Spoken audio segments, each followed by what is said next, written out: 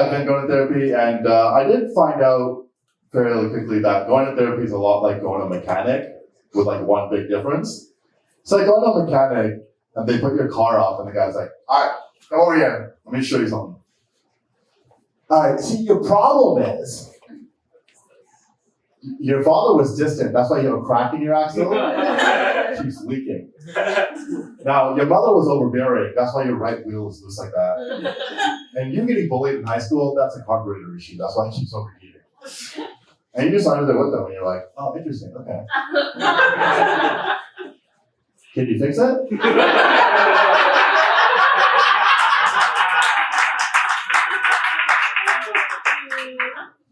No, we don't fix things here. We just point the problems out. Well, I probably shouldn't drive like this, right? Oh, you definitely shouldn't drive. You're ready for a terrible accident. Well, what do? What we're gonna do is teach you how to drive the car that you have with the problems that it has. That sounds hard. Oh yeah, it's not gonna be easy. Basically, you need to drive the car completely differently than you have your entire life. Well, how do I do that? We're out of time, actually, so...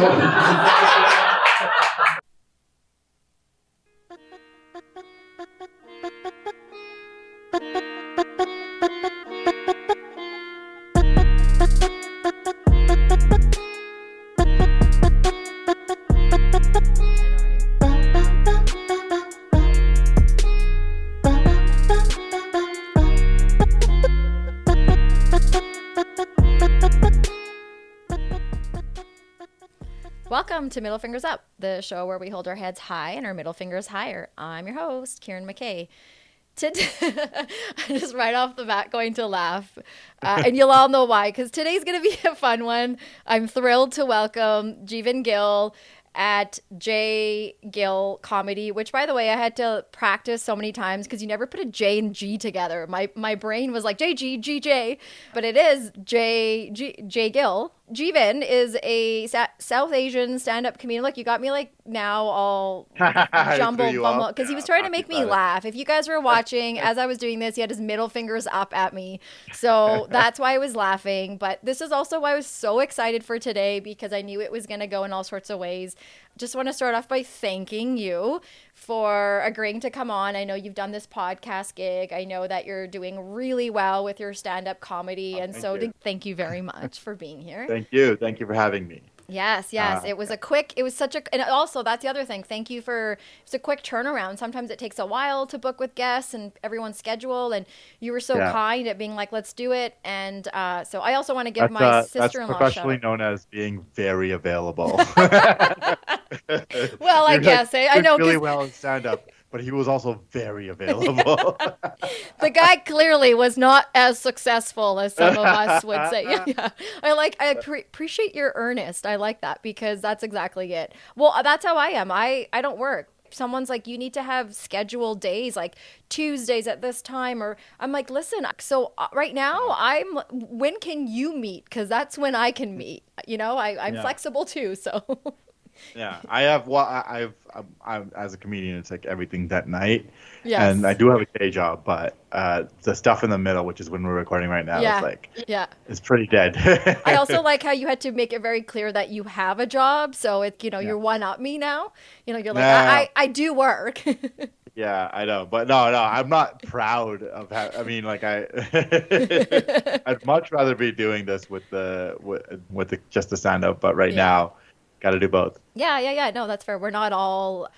What's your favorite comedian? Ooh, so there's... I'm going to go with Bill Burr right now. Oh, yeah. He's a favorite, eh? Yes, he is. Louis C.K. is also, but I know I have to acknowledge I love him too. I know. I appreciate all the stuff that happened, but that aside, he's a funny guy. Yeah, he's... and also the guy who I watched when I watched him for the first time like 10, 15 years ago, I was, that's what I want to do. Yeah. Like Why? there was Like, other what guys was it about I him? watched.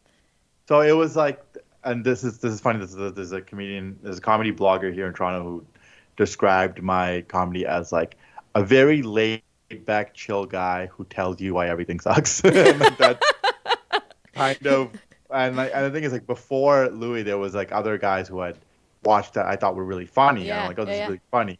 Yeah. But Louis, I remember he had a joke about being mad on an airplane about the wireless internet not working, even though he had just found out about the existence of wireless internet on the flight. And, it's like, and that's just a whole bit called "Technology is Amazing and Nobody's Happy." And it was like, we have the most amazing technology in the palm of our hands. We're always mad at it because it's never fast enough. It's never working at the time we want it to be working. And it's always like for the dumbest reason. So we can like download a picture of Axl Rose or something stupid that you no one needs. Totally, right? Checking out a Kardashian video or something. Yeah, and it was like he was making fun of he was just making fun of everybody. Like everyone does. Yes, we do. Telling everyone that they're stupid. And couldn't get mad at it because he was absolutely right and it was absolutely hilarious. Yeah. And that's like kind of what I want to do. I'm trying to do it. A lot of what I do is like, oh, this is, but I'm not like as angry as him. I've found that if I play into angry on stage, it really off-puts the audience. And it's been explained to me that I'm a giant human being with a huge beard, and like if I start yelling, people get scared. Dude, let's talk about that. Okay, I was doing my research. Isn't it funny that my research is watching your comedy clips? Like, I'm like, this is my job. This is awesome. But you address the elephant in the room. Like, you will walk out on stage and people are a little taken back by your size. And I only knew you sitting down. I've never seen you standing up. So you're how tall? I am 6'7", probably 230 pounds these days. I used to be lighter. Oh yeah, marriage will do that. No, it's just the age. Fair. Yeah, okay. Well, but I'm gonna blame the age. But it could be both. You can blame marriage when you get to my age. Yeah, right. I have this new joke that I'm working on. This is gonna be a recurring theme, by the way, through the podcast. Is me saying I have this new joke. Oh, I love it. I love it because you can test it on me, and I don't laugh at everything too. So if I laugh, you know it's a good one. Yeah, it's about like going to the gym while in a relationship and how all the weights seem heavier. Yeah, you really need that anger and an ex. Like I don't know. Yeah, I like that. It's true. Yeah, it is true. You have a lot more to maybe get out. But okay, 6'7". I want that revenge body. Yeah, 6'7". Yeah, the Chloe revenge body, right? we don't want it until we're out of the relationship. It's funny. But okay, like 6'7", like you were legit. You're not like, me when I wanted to be a runway model and lied from 5'5" to 5'7", when that's not even, I'm not even 5'5", I'm 5'4" and a bit. So you're literally 6'7". Yes, I'm very tall, and it's the first thing. It's funny how, like at the beginning, for years I didn't address it. Like I didn't like to address. I didn't want to make tall guy jokes, Yeah. But now I've started doing it more just to walk out and I realized it was to address the elephant in the room, just to say, hey, I'm tall. Yeah. Here's a joke about it or two jokes about it. Yeah, let's get on with it. Just to relax people, and then move on with it. And were you bullied as a child?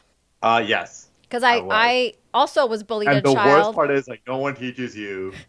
It's funny because like people who aren't tall don't realize that they don't think, like we aren't walking around thinking we're tall. We're just the height we've always been. Yeah. So it's not like it just helps unless you're like actively thinking about it. I actively think about it more these days, but like at the time I was just like, I was tall and I just got bullied. But looking back on it, I'm like, I didn't need to get bullied. I could have. Yeah. But the reason why I ask is I can tell you were bullied because you have a skill. No, this is wrong. This is so rude. Now I'm bullying you. I can tell you. No, I don't mean it that. Let me. I do this. I put my foot in my mouth. What I mean is the way that you respond now is you just address the elephant in the room. You make fun of yourself before someone else. You take the power away from the bully. And I feel like that is what they didn't teach us when we were kids, when we were being bullied, was if you can't beat them, join them. Like, that's how I made fun of my unibrow and my mustache for years. I was like, well, I'm just going to talk about it now because, Right. And that's like, it's different too, because like tall can be, generally speaking, people are like, that's a good thing, you're tall, and it is generally speaking a very good thing. But I don't think I got bullied for my height. You got bullied for other things? I got bullied for other reasons. It was for my actual personality. Well, I guess I'll find out soon in the next little bit. Okay, so here's what I was thinking. So I watched you're a funny guy, and it's clear 5 seconds in we're already laughing, but I watched your bit about being the tall guy and like people bugging you about it growing up, and I don't want to butcher it, but it's you know which one I'm talking about, where you're like, thanks for crushing my dreams, and then reminding me for years that I wanted to be an NBA player, but because people ask you like, do you ball? Do you play basketball? You play every day. People do play. I'm actually glad I played basketball growing up, but I'm super glad I did.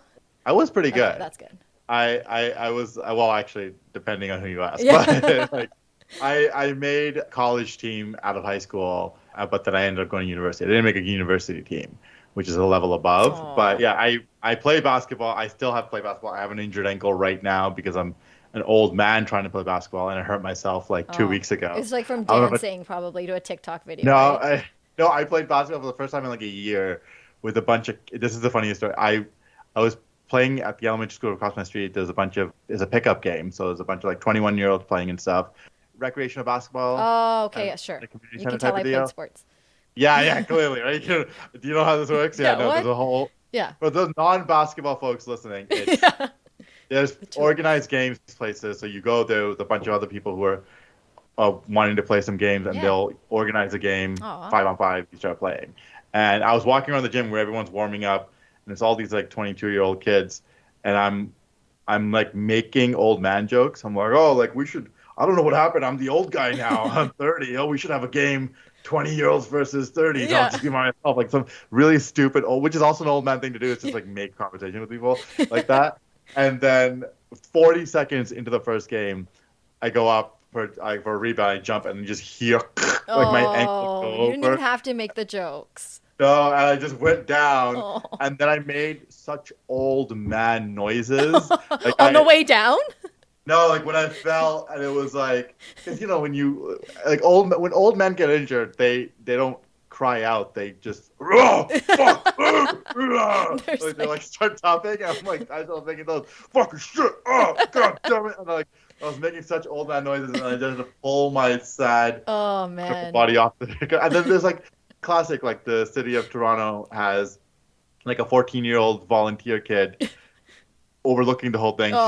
She carries an ice pack. So it's like this like little 14-year-old girl like runs over. She's like, "Are you okay?" And I'm like, she's like, "What can I do to help?" I'm Carry like, what me.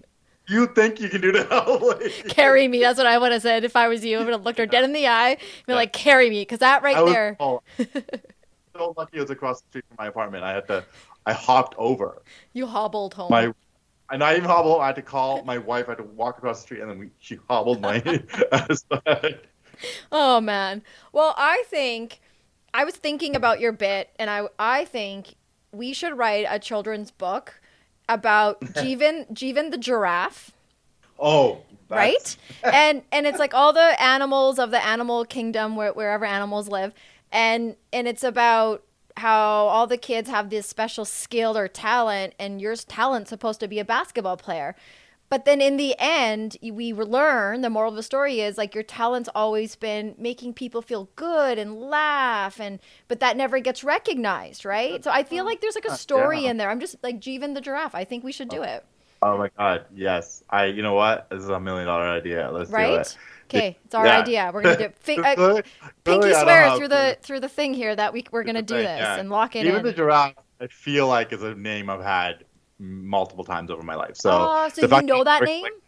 I feel like people they've definitely called me giraffe a million times. Oh, but this is like meant in the nicest way though. Yeah, it's like I'm remember the Toys R Us Jeffrey the giraffe? Yeah. I'm trying to think. Jeffrey. People call me Jeevan the giraffe. Have I blocked that out? of like like that's the worst part about like we're gonna talk about mental health later. Like I'm always wondering like is there blocked out memories that I don't know Yeah, about? Like 100%, am I man. just doing 100%. People have been giving me feedback lately about, like, thanks for putting on some light episodes because I'm doing those trauma heavy ones. And so I won't turn this episode upside down. But yeah, man, there's so much stuff in our brain there that we don't even recognize, we don't even tap into, right? Like when's your earliest childhood memory, but other stuff was going on before you remember it. You know what I Yeah. mean? So like, yeah, there's so much stuff with the mind or whatnot. Okay, so also last question about your height. Were you able to ride all the crazy rides by the age of 2 at the PNE?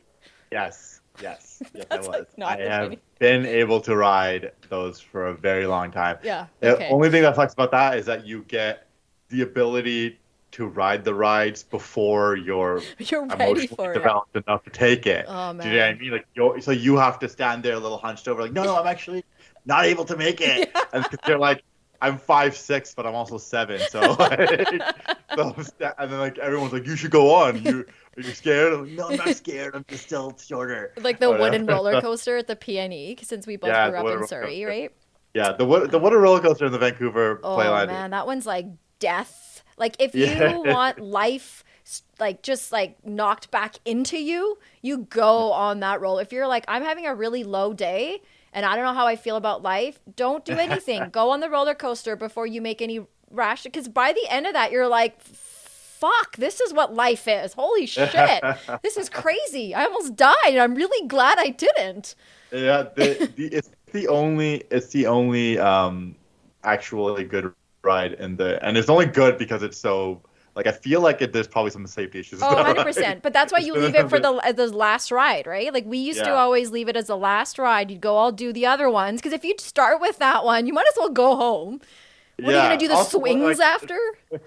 Like, I thought you were gonna say like because in case you die, you want to die at the end of the day at the theme park. no, man. wanna die I want first I thing. want thrills. My life clearly wasn't scary enough as a child. I wanted the thrills. People in Vancouver like just go bungee jumping. It's right. It's Yes. like an hour down the way. It's way Yeah, more. that's riskier, right? Yeah, better or Yeah, like I've done that, but there was a point in my life where I wanted to do a lot of those things, I haven't but asked me what's my middle finger to. We've already jumped in. yeah, we haven't even got there yet because okay. so I guess we both go off on tangents. So this is going to be another good one. You're my second celebrity. My first celebrity also likes to go off on tangents too. So this might be like a celebrity theme or something. So, but thank you for bringing me we're back all on track. So Jeevan, what would you put your middle fingers up to today if you were going to? Bungee jumping reminded me of it. Put your middle fingers up to not trying. Ooh, not trying. Always just try. Aw.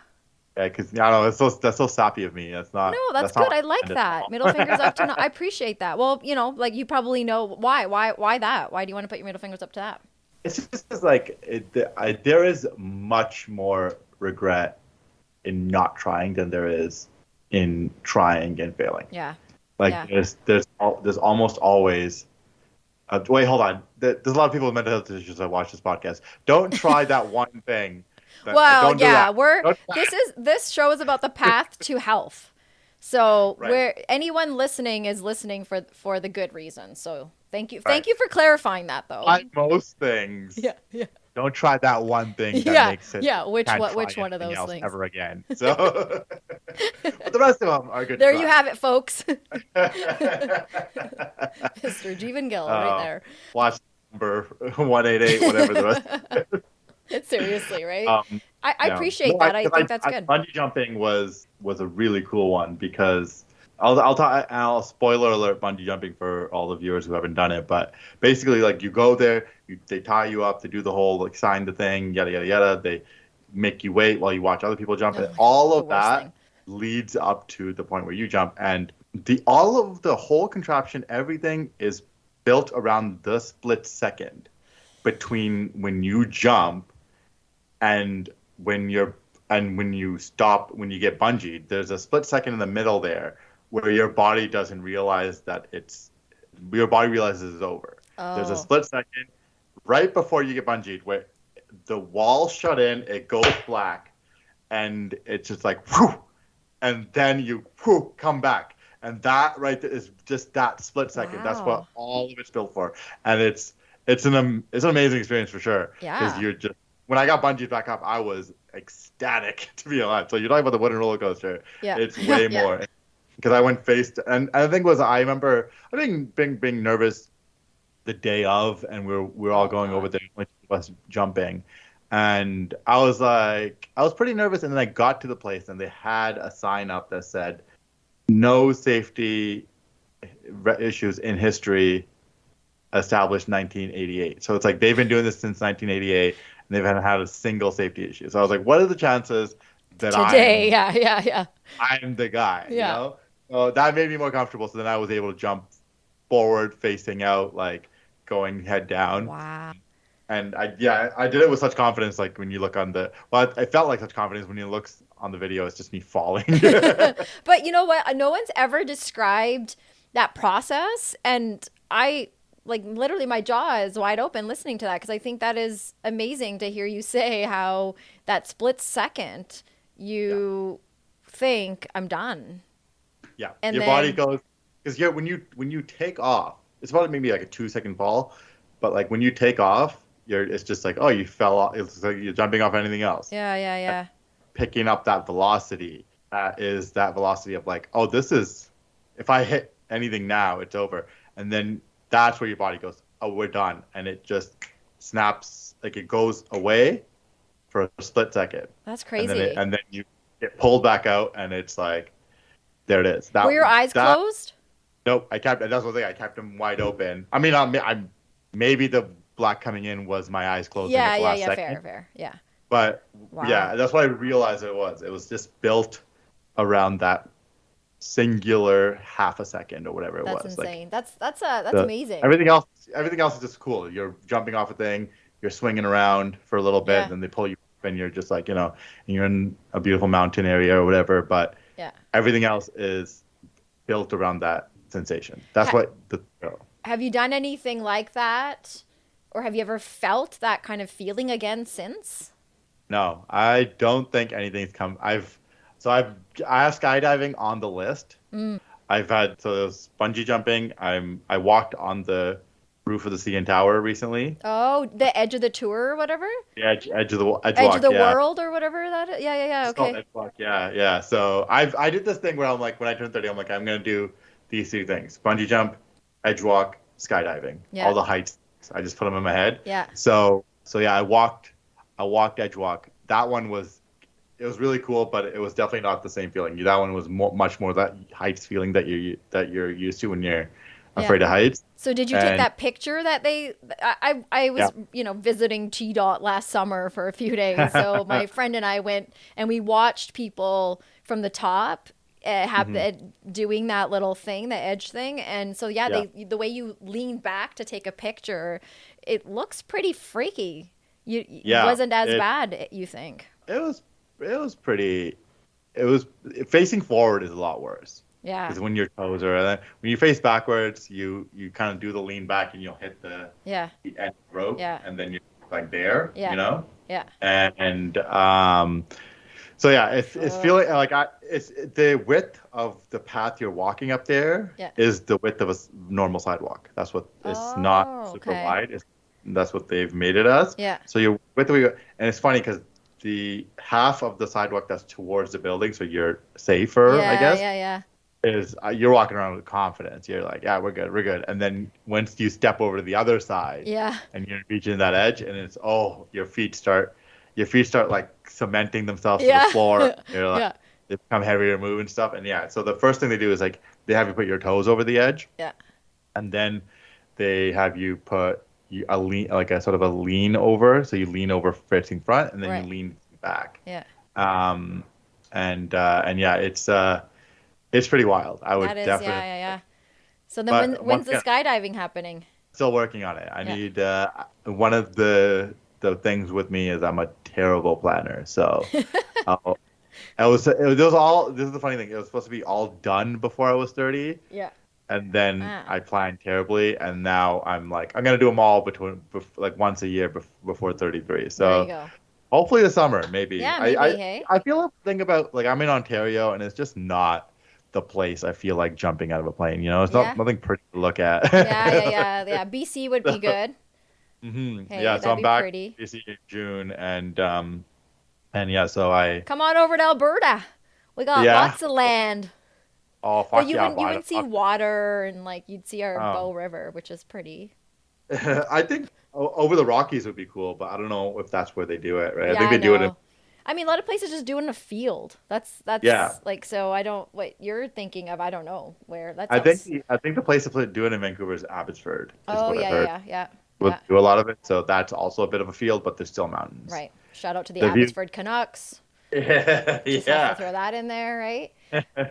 Okay. Well, I'm gonna put my middle fingers up to something too, Okay. because we're still at that point of the segment.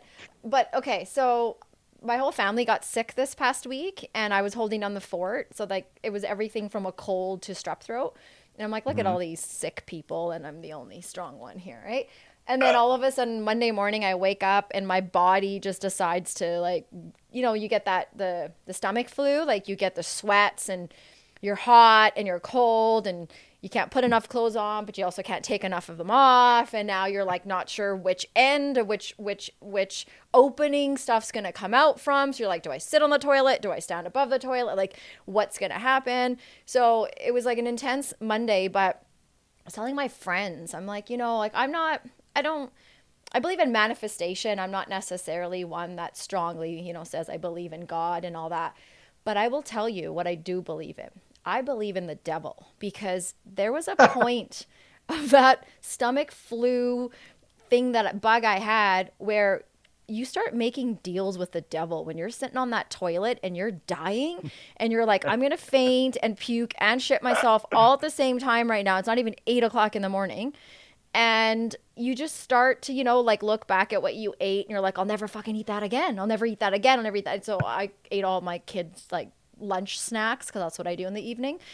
Right. We all know why, but that's what I do. I have my munchies by the end of the day. And I swore I almost did. I actually didn't make a deal with the devil because I knew I couldn't hold it. Like even the devil couldn't get me to stop Right. eating the snacks or whatever. But Was this man, something that you my picked middle up from finger's your up to kids that or from moment. lunch meat? What's that? Did this come off of your lunch meat, or was it off of what one of your kids had? Well, this was like it was an original sickness. No one had this sickness. Oh, okay. Because no, usually this is what I hear happens. Yeah, It's like no, it children was bring just disease me. into your house.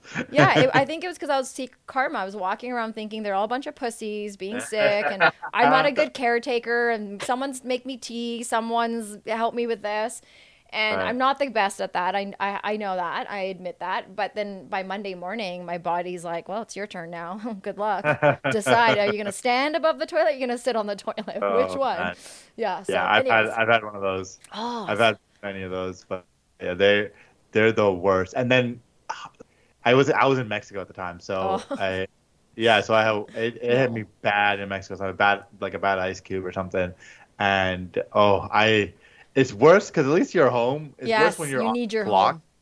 Because no, it wasn't that. It was like I just in my head, I was spending money. Like I was like.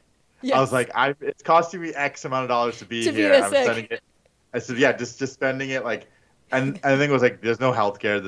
You're in Mexico. Yeah. The funny thing about Yeah. like, a lot of travel to like those kind of Yeah. things, like I love to travel. Try to travel, to like the real place of that country. Like I try to. Right. Yeah. You want to soak up the I don't do culture. resorts now. Yeah, I don't do resort travel that often, but I Yeah. was at that resort Yeah. because of a bigger trip that people had, Right. the group I was in. So I just like there's the thing about that is that they make a version Yeah. of what we have here Yes. so that people from here can go there. Yes. But Isn't then it funny? little things there's little things that make you go like, oh, I'm not there anymore. Yeah. And Yeah. that one was Calgary. There's nowhere to go. I was like, go to a pharmacy and they'll give you a random pill. Yeah. And that's the best you can go hope for. But it was like, there's no healthcare. No, it's I remember, pretty. Yeah. Yeah. it was like I remember the healthcare was I was in university at the time, so I was pretty broke. I spent like a lot of money to go to the trip. And then I remember asking about a doctor, and they go, "Yeah, it's $500 USD," and I was like, "I do not have that." Yeah, totally. I am an anaphylactic to all nuts. My husband has so much anxiety because I have so many, like, I have died stories in Mexico, in all parts of the world. And same thing where, like in Belize, he's like in the sketchy place. And sometimes like also, that's the part where it sucks to be white too. Like, look at this I'm tourist, right? anaphylactic to shellfish. Oh, So yeah. Same thing, right? You get that. Yeah. I have to walk around with 2 EpiPens. Yes. Oh, yeah. Of Well, yeah, ice. that's probably just a normal dose because two is Yeah. the maximum they really, well, 4, but 2 is the maximum they want you to have. But your I normal have dose. Yeah, I have to take 2 Yeah. at the same time if it ever happens. Oh, man. I just came back from Malaysia like a few months ago, and they cook a lot with shrimp. So yeah, I walked around. I had a special card that said in Malay, Yeah. it just said like, if I eat shellfish, shrimp, oyster, crab, lobster, I will die in Malay. Yeah, I went to vegan restaurants only. And the funny thing is, I had an anaphylactic issue when I came back. 3 days after I came back. Yeah, no, I hear you. I have horror stories too where it's brutal. Like people of Mexico City airport think I'm a heroin addict because I've taken my EpiPen, can't get on the flight to Calgary.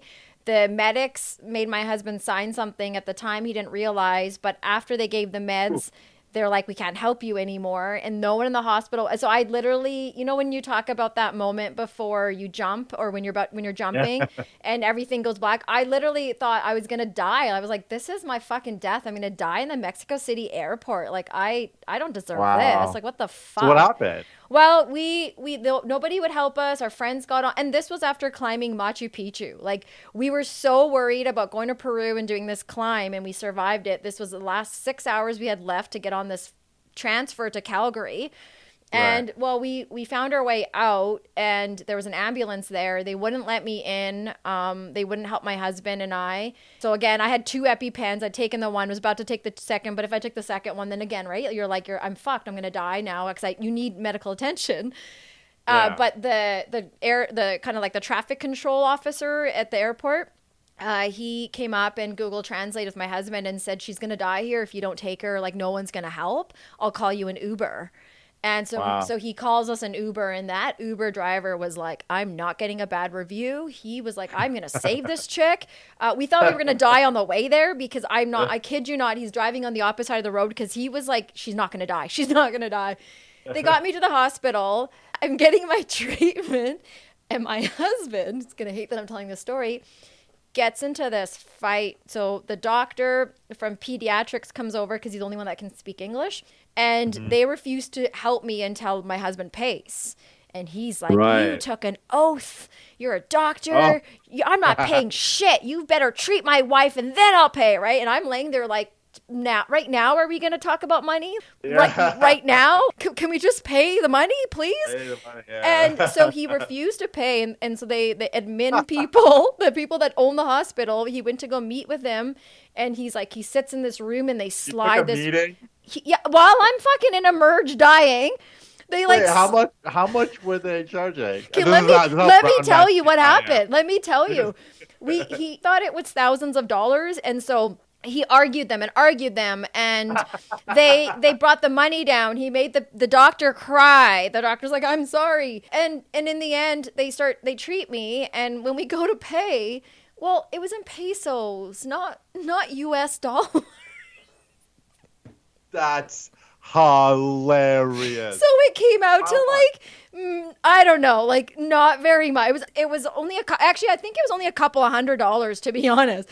So you can imagine how he feels every, I don't let him live that one down. Okay. Here's how much of a cheap brown man I am. I totally was like, how much? Yeah, exactly. That's exactly like him. He's like, I grew up in Prince Albert. So, he's got the same, I'm just glad to know that, money's. Where did you take the nut? What happened? Well, that one was different because the one was at his cousin's wedding. That one was at the airport. They told me there was no nuts and the tacos that I got, and I took one bite, and yeah. That was immediate. Oh man, yeah. So yeah, that's the worst.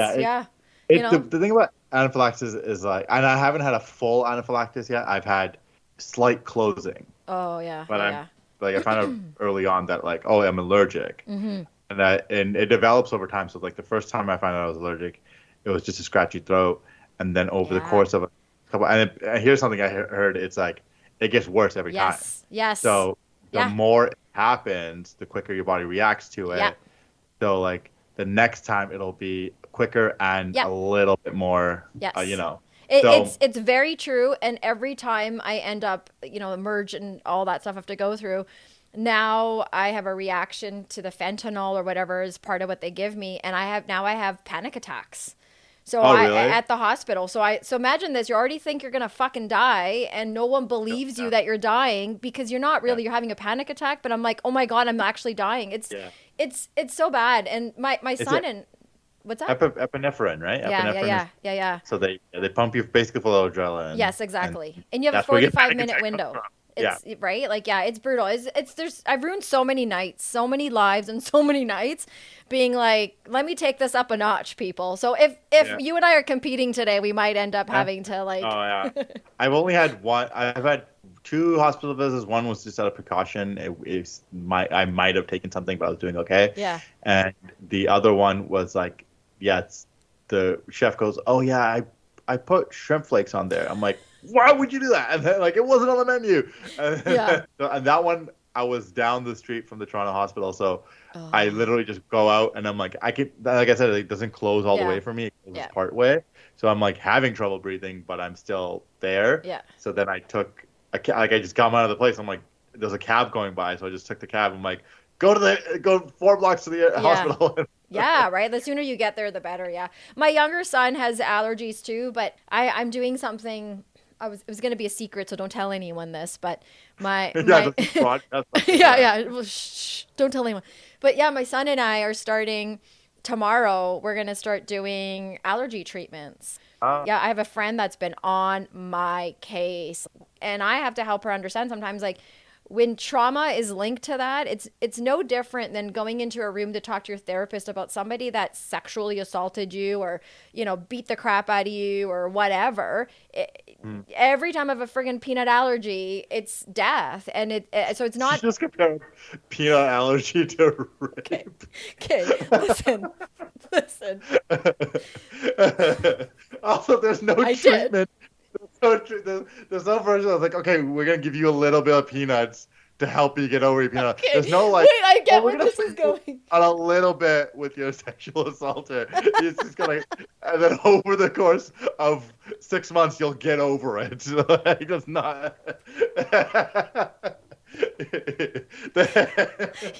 When you put it that way. When you say it that way, fuck. inch by inch. Like, what we're going to do is the first inch, and then, oh, God. that's my God. That's community me taking. You know what? I deserve that. I was ahead in my head. I'm like, am I going to let her slide on this? There's no way I'm going to let her slide on this. Oh, my God. Thank you for putting me in my place, Jeevan. That was a good one now. We're back to the notes. So... we are both Surrey kids. We grew up in Surrey. Tell me about your childhood. There's when I played basketball, they taught me about this move called a pivot, and wow, did you ever pivot there? Hey, just move it away from that. Ross would be so proud of me. Hard cut there. Just go find your hard cut there. Yeah, I did grow up in Surrey. We both grew up in Surrey, right? It's so nice to see a fellow Surrey person over here. That made it out. Yeah, that's right. We did. Made it out. I'm proud to say I'm from Surrey now. Well, yeah, you're not there anymore. That's why it's a lot easier to. It's okay. For those of you who don't know what Surrey is a suburb outside of Vancouver where there is a heavy population of Indian people, but specifically Punjabi Sikh people. That's right. That's us. So yeah, and so in Toronto there's a similar... And the white people that really like us. Yeah. Who are very few and far between these days. That's the thing is like, you grew up in the 90s there. Yeah. I grew up in the late 90s, early thousands. Yeah. And like it was a little bit like there was still a heavy population, but even now when I go back, I'm like, wow, the population is doubled Yes. in the amount of Punjabi Sikh people that are there now. Yeah, So for I remember sure. I went to high school with like, I swear to God, like maybe 20 white kids in my class. See, and I went to, but it's also part because you went to Princess Margaret, Yeah, which I went to Princess Margaret, and I went to elementary school at Khalsa School. Which oh is yeah, that's right. You did Khalsa school. That's all right. Sikh private religious school. Yeah. And my elementary school was only Punjabi Sikh kids, and then here in Princess Margaret, which is the center of like a high school in the center of Surrey, that has the largest population of Punjabi Sikh Yeah, it's like students. literally on King George Highway, right? It's on 72nd, but yeah, it's like Right it's by there, there. right? Yeah, 72nd. That's right. So you grew up going to Khalsa school. So Mm-hmm. obviously, literally all the brown kids, only Punjabi kids, because it's Khalsa school. So Mm-hmm. what was that transition like? Did you know anything different than going to? No, so this is actually the transition is interesting. It comes when I left to go to university at 17. I went off to the University of Victoria in Victoria, BC on the island. Yeah. So that was the first time in my life where I was the quote unquote minority. Ah, because you grew up wearing you had a turban, right? Yeah, like you were practicing. Because I'm Sikh too, but we weren't practicing. Yeah. Right? Like there's a difference. I practiced pretty good. Could have made the league. Were you a good practicer? No, that was terrible. I remember this. I remember so Khalsa school is like you could dig hours in. I know. I want school. to, and I bet you this could be a 6-part series on you, man. Yeah, 6 parts just going there. Yeah. So they had what it was like kind of a normal school in the sense of like normal classes, science, math, all the rest, and then they would have a Gurdwara break, so Yeah. temple break. Oh, Like, that was your recess and your lunch? No, that was the part of the day. Oh, so our days okay. were longer than normal students. We had some sort of recess, but we also had Gurdwara every day, which we would go in, sit down as you do, and you just sit and listen to prayers or whatever. Okay, also I want to say Punjabi parents are so smart because I would love to send my kids to school where that day is way longer than it is nowadays. Yeah. So that's one team Punjabi parents. It used to be an hour longer, which was also something that I took I used to hate that because I had cousins and friends who would get out of regular school. Yeah, right. Us. Yeah.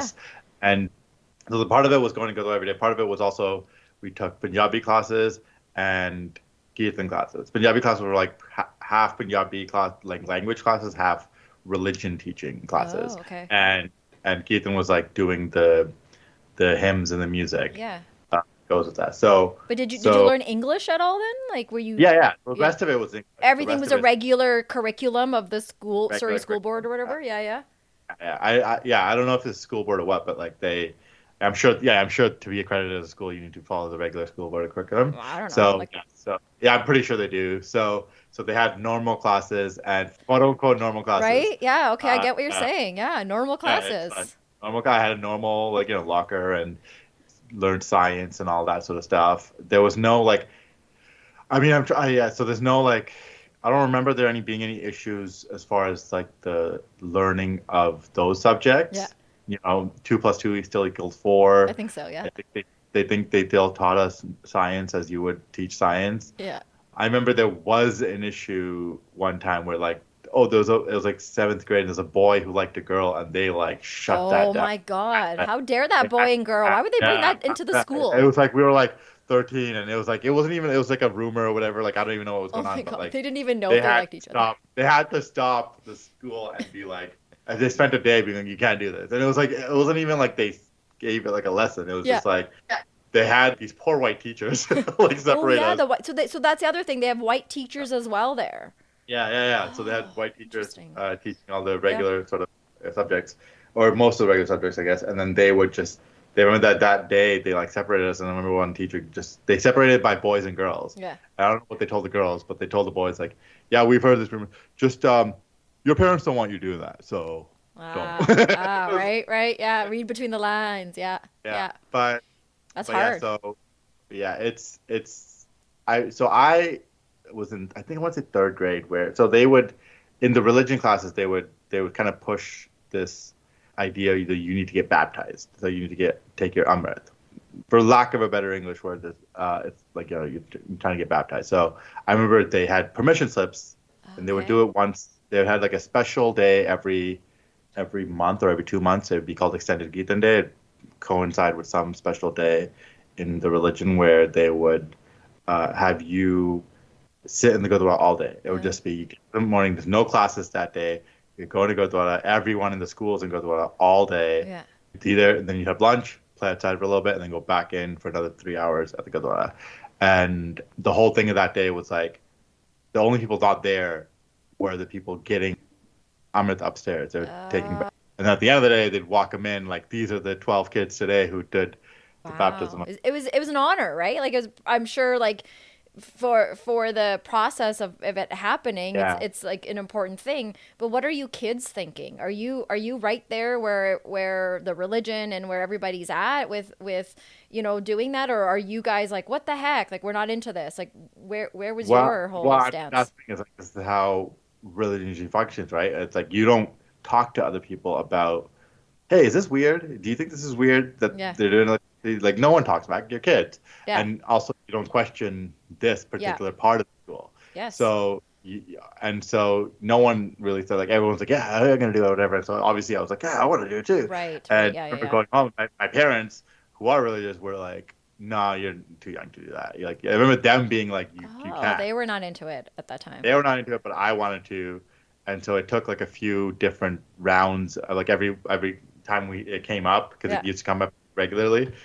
And it's like a normal thing, like it's like a permission slip for a field trip. After they'd be like, hey, like, remember, if you need a permission slip, I have one, whatever. Like, you're leaving class, whatever. So it's like the ticket to heaven. Like, your ticket to heaven is right here. You need it. Like, and they would. Ticket to heaven. I remember they would say things like, oh, like, if like, you should do it now because it's the only way if you die to have salvation. So it's like, if just in case you die tomorrow, like, you're not supposed to die tomorrow, but you could, because like, who knows what the plans are. And like, they used to teach us about life. So I remember one thing they taught, it was like about predeterminism. So they were saying how our lives are all sort of mapped out for us already. And they described it as a breath box. Like, you have a box that you were given when you were born, and it has a number of breaths in it. And as soon, you don't know what your number is, but as soon as it runs out, that's when your life's over. So me being 7, I was like, oh, so I should just breathe less. And so I was like, I'm living longer. It makes sense why in Mexico you didn't want to pay the amount to save yourself when you're already at 7. I'm not gonna buy. How many breaths does she have left? Like, how? Ask me. So yeah, I remember walking around thinking like, okay, so this is how that works. But so eventually, I remember got my permission slip signed and got to go in. And I remember the room they used to do it in was like, used to be it's like a classroom, but they would put construction paper all over the walls or on the windows so nobody could see in on those special days. And then I finally got to go to the room that one time. And did your parents sign the permission slip finally? They signed the permission slip eventually. Yeah, eventually I got this. I don't remember much about it. Like they put like sugar and water in like a special bowl, and they mixed it with a special kanda, and it was like they were doing like. One of the things where it felt like a special religious thing, but if you actually look at it conceptually, I'm like, that's just a bowl. And that's fair. It's sacred and symbolic, but But only, and I only think 2 things I remember is like that was the day that like the students did it, but there was also like they allowed regular members of the public to come in and do it if they felt like it's like old people or whoever was trying to also take it. They're like, oh, yeah, just come. Join people the kids. That are like, I'm running out of breath, so I should just get this going now. That's the thing. It was 4 old people. It was like 4 senior citizens, and I remember being like, wait, so you can just do it at the end? Like, this seems like, why am I doing this early? I was like, oh no, like I'm already in here. I'm already in the. It's too late. Room. I can't fail on this now. But like that guy's already like he's. He's 86. Yeah. He can just do it at 86. He was smart. He never took the permission slip home. Well, the thing is, they asked him in front of like, oh, how many times have you taken this before? Like, you can take it multiple times. Yeah. But if you mess up, you break the rule or whatever, and you break your umrit, you just take it again later, try again. So I was like, wait, get forgiven. Try again? Yeah. It's a nice addition, I think. sentenced to whatever. Right. But I remember just being like, oh, you can just try again. This guy just gets to try again in '88 and then slip in under the crack, right? Yeah. So and then the other thing I remember is like afterwards they have you everyone take a sip of the sugar water. I don't know if I'm even supposed to be telling you this. It's yeah, like you know what? I know, because none of us have our permission slip signed. So thank you for letting us into the elite status here. School can eat a dick, so. Oh my God, Jeevan, is that the name of the episode? Have you signed an NDA, baby? I'm letting it all loose on this podcast. I know, right? Like you really are. Seriously, I can't compare like abuse to a nut allergy, but you're just like fuck calls to school. I feel terrible saying this. I don't even. I'm delete that. Okay, so that's where you're at though, right? Because you. In your bits now on stage, you talk openly about being an atheist. Yeah. It's funny to me that you say openly, like I like. I'm okay, yeah. Why? Why is that funny? Tell me. Is that like weird? Like yeah, it's like a weird thing to be like. People go like, oh, you don't believe in anything? No, I don't. Like, it's like, why is that the weird one? You know? No, you know what? I'm glad you said that because what I think openly is the fact that you grew up in a household going to Khalsa school. You had the gutti, you wore the turban, you did all that, and then you talk about them one day. You're like, hold on a second, this isn't really what I'm going for. And you did mention things sort of changed for you when you got to university, UVic. Yeah. So is that kind of where you started to like get to that place, or was it before that you're like, this God thing's not for me? Okay, so here the finishing for the thing. So like they have you take a sip of this sugar water thing, and then they give you all these rules of like what you're supposed to do and stuff. And like I remember being like aware of like, oh, you gotta pray every day. Oh, cool. And they're like, you can't eat meat. Sounds good. I don't do that anyways, right? Yeah. And then they're like, you can't have gelatin anymore either. And I'm like, I don't even know what that is. So big deal. And then they go, that's crushed horse bones. And I'm like, that's the stuff in the 5-cent candies. So, yeah, it is. Like, they go, it's crushed horse bone. I'm like, why would I eat crushed horse bone? And they go, it's in Jello. Oh. And that, I remember, they weren't telling me specifically, they were telling the whole group. And I just remember looking over at a friend of mine next to me. I go, wait, we can't have Jello anymore? Like, I didn't know that was part of the deal. And I was like, no, hold on a second. Jello is amazing. We need to renegotiate this deal, but like it was already too late. Why would God not approve of Jello? Why would God not approve Jello of Jello shots? If you go by their sort of way of doing things, which by the way, to be fair, many Sikh people listening to this podcast will say that is not the way you do this. Well, they're not listening anymore, thanks to you. I lost all the followers I finally made. Yes, I have my I have very many Sikh friends who are like, that's not the way it was supposed to be, the way it happened to you isn't right, sort of thing. And which, fine, debate that all you want. But if you go by the rules that I was living under at the time, I lasted about a week before I had Jello and it was over. So and imagine how terrible. Did you not feel terrible? Did you not feel like you were a failure because you let? I don't know. I don't know if I did or didn't. I can't remember. Yeah. I don't remember it being significant thing. I just remember being like, this is it, man. I'm not taking Jello. You know what I mean? Yeah. It's almost like me making the deals with the devil. Like that's the problem, because it's like, how is that sustainable when your friends and other folks are probably right? Like that's not for people that believe and have followed Sikhism or any religion. Many people that are still believing would say, well, yeah, that's not their experience, because faith means all sorts of different things to them. It's about believing. It's about being a good person, all sorts of things. However, I feel paths that we're led on as children sometimes can be corrupted by just one or two people's beliefs, and God knows where they came. God doesn't even know where they came from, right? And that's what we're following now. We can't have these things. Yeah. No, I went back. So I had a friend, my very good, still practicing Sikh friend, who came with me back to Surrey and one time on a trip, and he said, I want to go to see the school. I want to see, and we went to the school, and we walked around. I remember it being kind of a weird feeling, like almost like a little bit of trauma somewhere here for me, but I remember walking around. And he walked around with me, and he was taking a look at the school, the classrooms, the way everything's set up, all that sort of stuff. And he turned around to me like, I get what happened. Like I understand you more. So this is all. But so you were asking earlier about my sort of the way my beliefs ended up being. You're such a So good I guest. Thank you for remembering these questions that I asked. so I left that school and went to a public high school, Yeah. and but it was more or less the same as came to culture when it came to religion because went with a lot of Punjabi Sikh kids, Yeah. and more of them were less religiously than the kids I went to school with in Khalsa school. Mm-hmm. But I remember being in English class one day, and the English teacher, high school English is just people just randomly talking about things, right? So he would just be randomly talking about different things. And the topic of the day that day was atheism. And I remember, even though we went to mostly Sikh kids, there was other religions at the school, Christianity, Muslims, a few other ones. And so it brings up atheism, and most of the class says, "What is that? Like, what does that mean?" And he goes, "Oh, that doesn't mean I don't believe in God." Uh-oh. Did he get fired the next day? No, no, this is no, it was totally fine. I mean, the whole class was like, so that he said, "I don't believe in God," and he immediately started like really like it. I remember it made it became a reaction in the class. Everyone was, "How do you not believe? What do you mean you don't believe?" Right.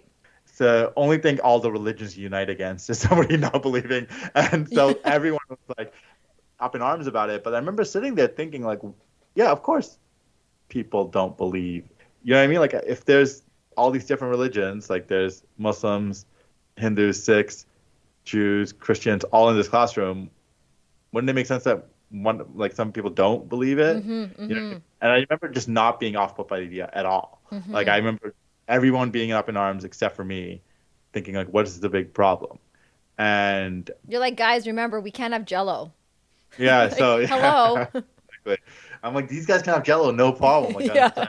so then I remember being like, well, I still believe. I get it. You don't believe, whatever. Oh, okay, And interesting. then, and so I didn't become an atheist that day, but then went off to university, and then like it was actually like there's a couple other things, but the funny thing is the way I was like, oh, I'm done, was actually just humor. And going back to me being a comedian is just when I was online. I started when you're in university, you start like browsing Reddit a lot, and at the time Reddit was a lot of jokes about the inconsistencies of the Bible. Oh, yeah, fair. And teaching, I was like, oh yeah, that's funny. Yeah, he says you should be in his image, but then he circumcises people. That's weird. Yeah, and right, right.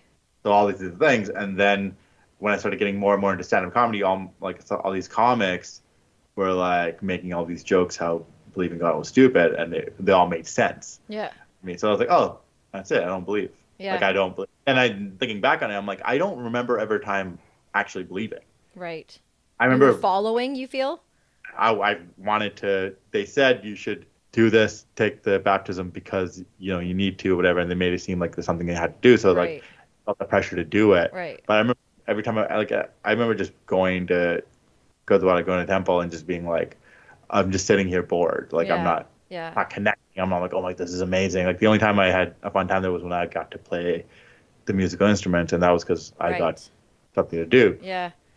Or like they gave you a task, like go do this or that thing. But Yeah. like, never like, this is tranquil, peaceful, connected Right. place for me.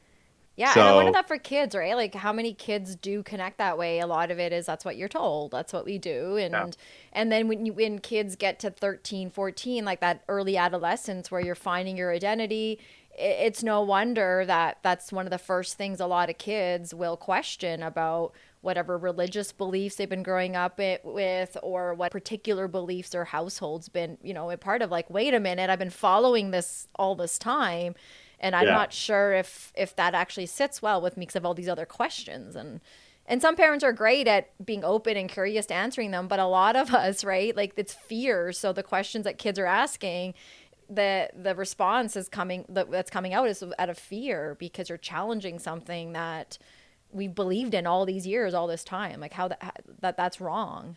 You must have eaten Jello, and now something bad's happened to you. I feel like there's also a power thing between parents and children too, where you're like, this is what it is. Like you are supposed to be the parent, so you're supposed to know things. So people are just not afraid to be like, I don't know, kid. Like, you know what I mean?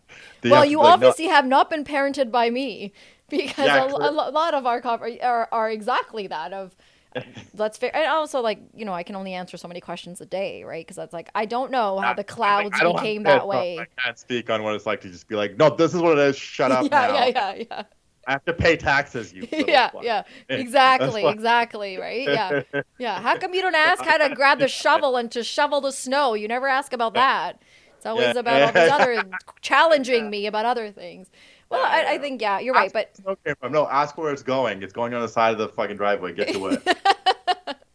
No, it just it is funny. Like when I look back on it, but it's still to this day like I just don't like it's. They clearly have their agendas of what they were trying to do, and it left like certain things where I'm like, oh, that was just wasted time. right. So, I could have learned like things. I have like, okay, I could just go off and moral and just take this with me, but I don't hold the grudges. But it's like, ugh, that was bullshit. Yeah, fair. Do you have family members and even friends that you've lost along the way because of that choice of coming out of something like that, or are people no, I didn't make some big announcement really. So no, I haven't lost. No one's been like everyone like more like just avoids it with me because like I will whatever are you and like I haven't friends not really. I did lose friends back then, but that's because I went through a time of like, being outspokenly. Somebody said something, I was like, I gotta make a comment about this, and I still do that sometimes. Yeah, that's why you're a stand-up comedian. You're good. You're witty with those things. Oh, yeah. I can't. Yeah, that's the thing. That's also how you keep friends and family. You make it funny, so right. Yeah. And that's the whole prognosis here. That's what we've been saying from the beginning. Just make people laugh. There's definitely like I still, lack of a better word, talk shit. But so did you always have a sense of humor? Like was being funny? No, like that wasn't. No, I was actually like the lead. Like I was made fun of for not being interesting or funny. Actually, there's a guy. So I remember I laugh at you. Sorry. I was like, yeah, and there's a guy who like told me. So I used to tell a lot of stories, but they'd be long-winded, and they probably still are, to be honest. But like they'd be long-winded and boring because I felt the need to tell every detail and tell right. of what happened. And I remember this one guy said, "Hey man, your stories are really boring." I just remember that. I remember that standing. I was like, "Oh, that's cool." Like I was hurting one. He goes, "You need to lie more." Oh my god, this person's hilarious. You need to lie more. Lie more. Exaggerate the truth. I won't say his name. I remember the name of the guy who said it. But shout out to this guy. I like him. Yeah, and like not that I lie now, but I I definitely have. There's definitely stories that I tell on stage where they're exaggerated or exaggerated or there's part of it where it's lie or like whatever. And I'll have after shows when I'm hanging out with people, I'll tell them the parts. I'm like, this part was true, that part's not. And so like that, it's funny. It was like great stand-up advice he gave me 10 years before I ever started. Before you even started. So did you think of that then when you did start? Like, how did you decide? Because you went from going to university and then you moved out to Toronto to go to law school. I moved out to Windsor to go to law school. Oh, right. Sorry, Windsor. I forget that's not all one big place. Yeah. You're right. So so this is the thing. Like what did you go to UVic for then? I went and got a degree in psychology. You got to get a first degree. An undergrad, right? And a degree, yeah. Yeah. And then so that actually like for things like my therapy and my mental health, like I have a degree in psychology, I have a degree in law, and I'm a stand-up comedian. So I am probably one of the more hyper self-aware people. Yeah. Like I'm very in touch with what my issues are, where they come from, what they're connected to. Right. And the problem becomes, and that's like half the battle when it comes to mental health. But like I guess I'm halfway there. But the problem is I don't want to do any of the work. Well, that's what therapists. I mean, not that therapists do the work, but that's like, what people go for coaching. I've been with like I've done like 3 or 4 different therapists. I'm not with anyone currently, but like. You're a free agent. A free agent, yeah. If anybody out there scouting, yeah. After this episode, should draft clients. Therapists should draft clients. That'd be fucking amazing. I get picked last for that too. I would get picked last. That's the story of my life. You'd be drafting. You'd be like next up, he's 6 or 7. He has severe ADHD. situational anxiety, ultra avoidant about his problems, Jeewan Gill. And then like, all right, we'll sign him to a 6-month contract with Dr. Prem. This is really good. I like this. That you should write this down. This is a good one. Yeah. I'm sure there's some therapists who have there's some therapists who have like such easy clients where it's like, this guy's got this those. A lot of therapists, the best clients are the ones that do all the work, that sit down, right? And you would be the best client because, like you're saying, you have this level of self-awareness. So you could sit down and say, I know this is my problem. And I just want to, I know I got to get to the end game, but let's just do the middle talk here. Let me get there. The thing is, this is the thing. You think like, this guy's knows all his problems. And that was actually part of it. Cause I remember, because the funny thing about therapy also is like, it is at the end of the day a business. And there is like that part of it. And I remember distinctly thinking to one of my therapists, because I break it down like 10 minutes. And I'm like, here we go. So I have severe ADHD. I had avoidant parents, what makes me avoidant to talk about anything about emotional in my thing. I like to avoid topics that are serious, and I'm a people pleaser. I don't want to talk about things that make other people upset. Yeah, like yada yada yada. And then I can see the look in their face, like, man, this usually takes like 10 or 12 sessions. This guy already has it. Like that's $1,200 that's down the drain. How do I drag it on? Yeah, I was like, I usually take about 6 months to get to this point. Yeah. And I'm like, no, I'm on top. I'm like a guy who, like the mechanic bit. Like I'm showing the mechanic, I'm like, oh no, I have this, like this gear needs to be changed. Yeah. I got a guy that can fix the other thing. I don't need you to take care of that thing. And I'll do this thing over here on my own. Yeah. Always saving the money, saving the breaths, saving the dollars. Well, that's part of it, dude. That's definitely part of it. Like we grew up very much without money. And so that comes with like the territory of like, you're spending, like I'm spending how much money to, like, like I have the thing is like, we always talk about like, brown kids are so cheap or whatever. And it's like, dude, we're all kids of immigrant parents who had no money. Like that's just the unresolved trauma of like spending. Yeah. That's right. You're like, no, we knew in a time when it was like $50 was $50. Yeah. So like, that made the difference between making rent. Right. So that sticks with you where it's like, I'm not spending X, Y, and Z on something. I have a lot of issues spending money myself. Yeah, well, that's fair. I mean, I appreciate that because it's a good point. Like, a lot of us didn't grow up with that money. However, and I'm sure you could probably speak to this too, we know a lot of those people that felt the need to have a status and have a level, being at this other place because when you're an immigrant and when you're children of immigrants, you're just constantly trying to fit in and be at the same status as North Americans. And you see households falling apart because they can't really afford that car, or couldn't afford to pay for that wedding in that way, but had to keep up with. Yeah, so, like the other side of it is like if you grow up with that money, then you feel the need to have a lot of it and feel the need. But a lot of those kids didn't grow up with it. They pretended they had it, And at my time, a lot of those kids, gangs and finding different ways to make it quick and all that kind of stuff. Right. That was a hard part of seeing that because it was always about needing to belong, right? It's always about a sense of belonging to some degree, and it just depends how we choose to get that sense of belonging. For you, and maybe it's getting on stage and throwing out laughs and feeling this like community with people where you are laughing together, or there's a story you're telling and people are connecting to that, right? Like I would imagine that would be similar to some degree. A lot of comics don't like. I think I'm like, especially these days, I'm like a lot more appreciative of having that community. Like I have a few different communities. I'm lucky in that sense of I have people around me. I have a community of communities. The community of communities is also like a weird. There's a different thing because we all suffer the same mental health issues. So like are there a lot of comedians you're saying? Also, we're all really kind of like semi-narcissists who only want to talk about ourselves and that sort of thing. But there is like a lot of comedians don't like the comedy community for a number of different reasons, but because there's so much craziness that happens sometimes. But I really do, and it's walking around like you're like, we're all. There's no one else you can relate to when it comes to that. Yeah. Like this is how the way we look at the world is kind of different. I don't want to make it sound like we're some special nature force, but we have this weird mix of anxiety, ADHD, and self-loathing that makes us look at the world and be like, Yeah, they do. this is the You're right. Like, I actually have this written down here. I was looking for it.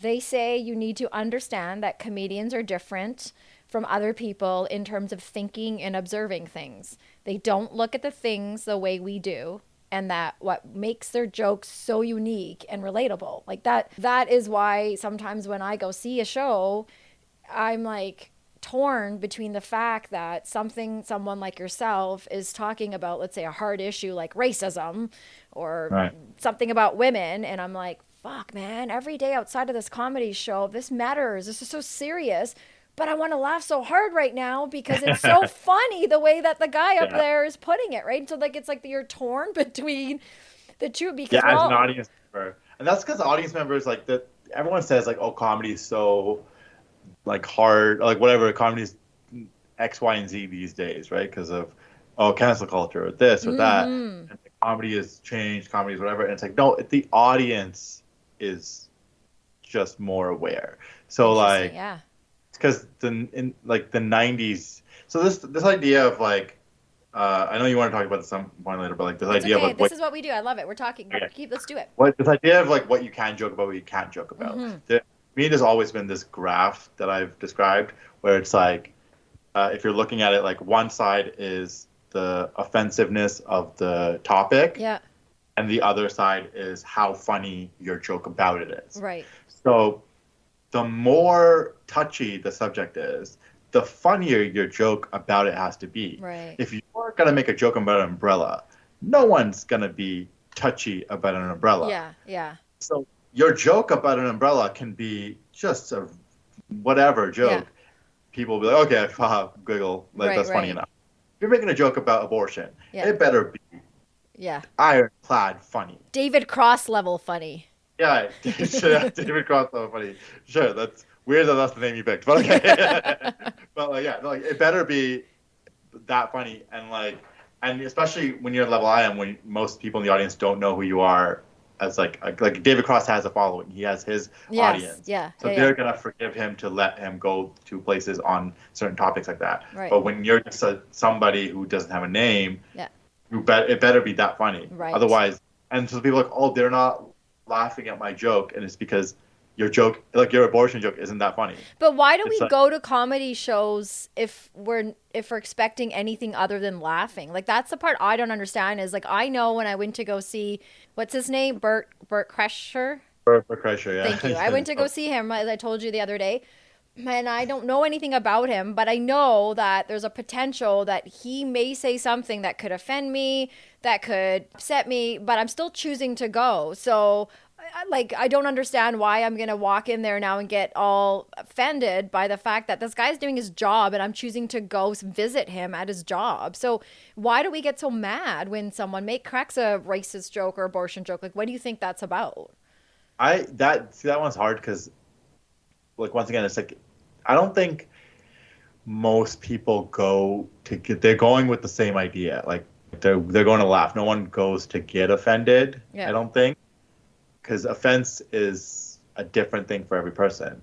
But he's not saying it to me. He's not saying, hey, you, Kiran D. Korandawa, you're the dumb whatever. He's right? Like, so that's the part where I'm like, why am I getting so attached to this?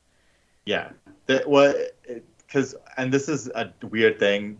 This is definitely like people feel entitled to think it's about them. Yeah. Right? Yeah. So like you make a fat joke. Come on, people, we're not all Geminis. We can't all think like that.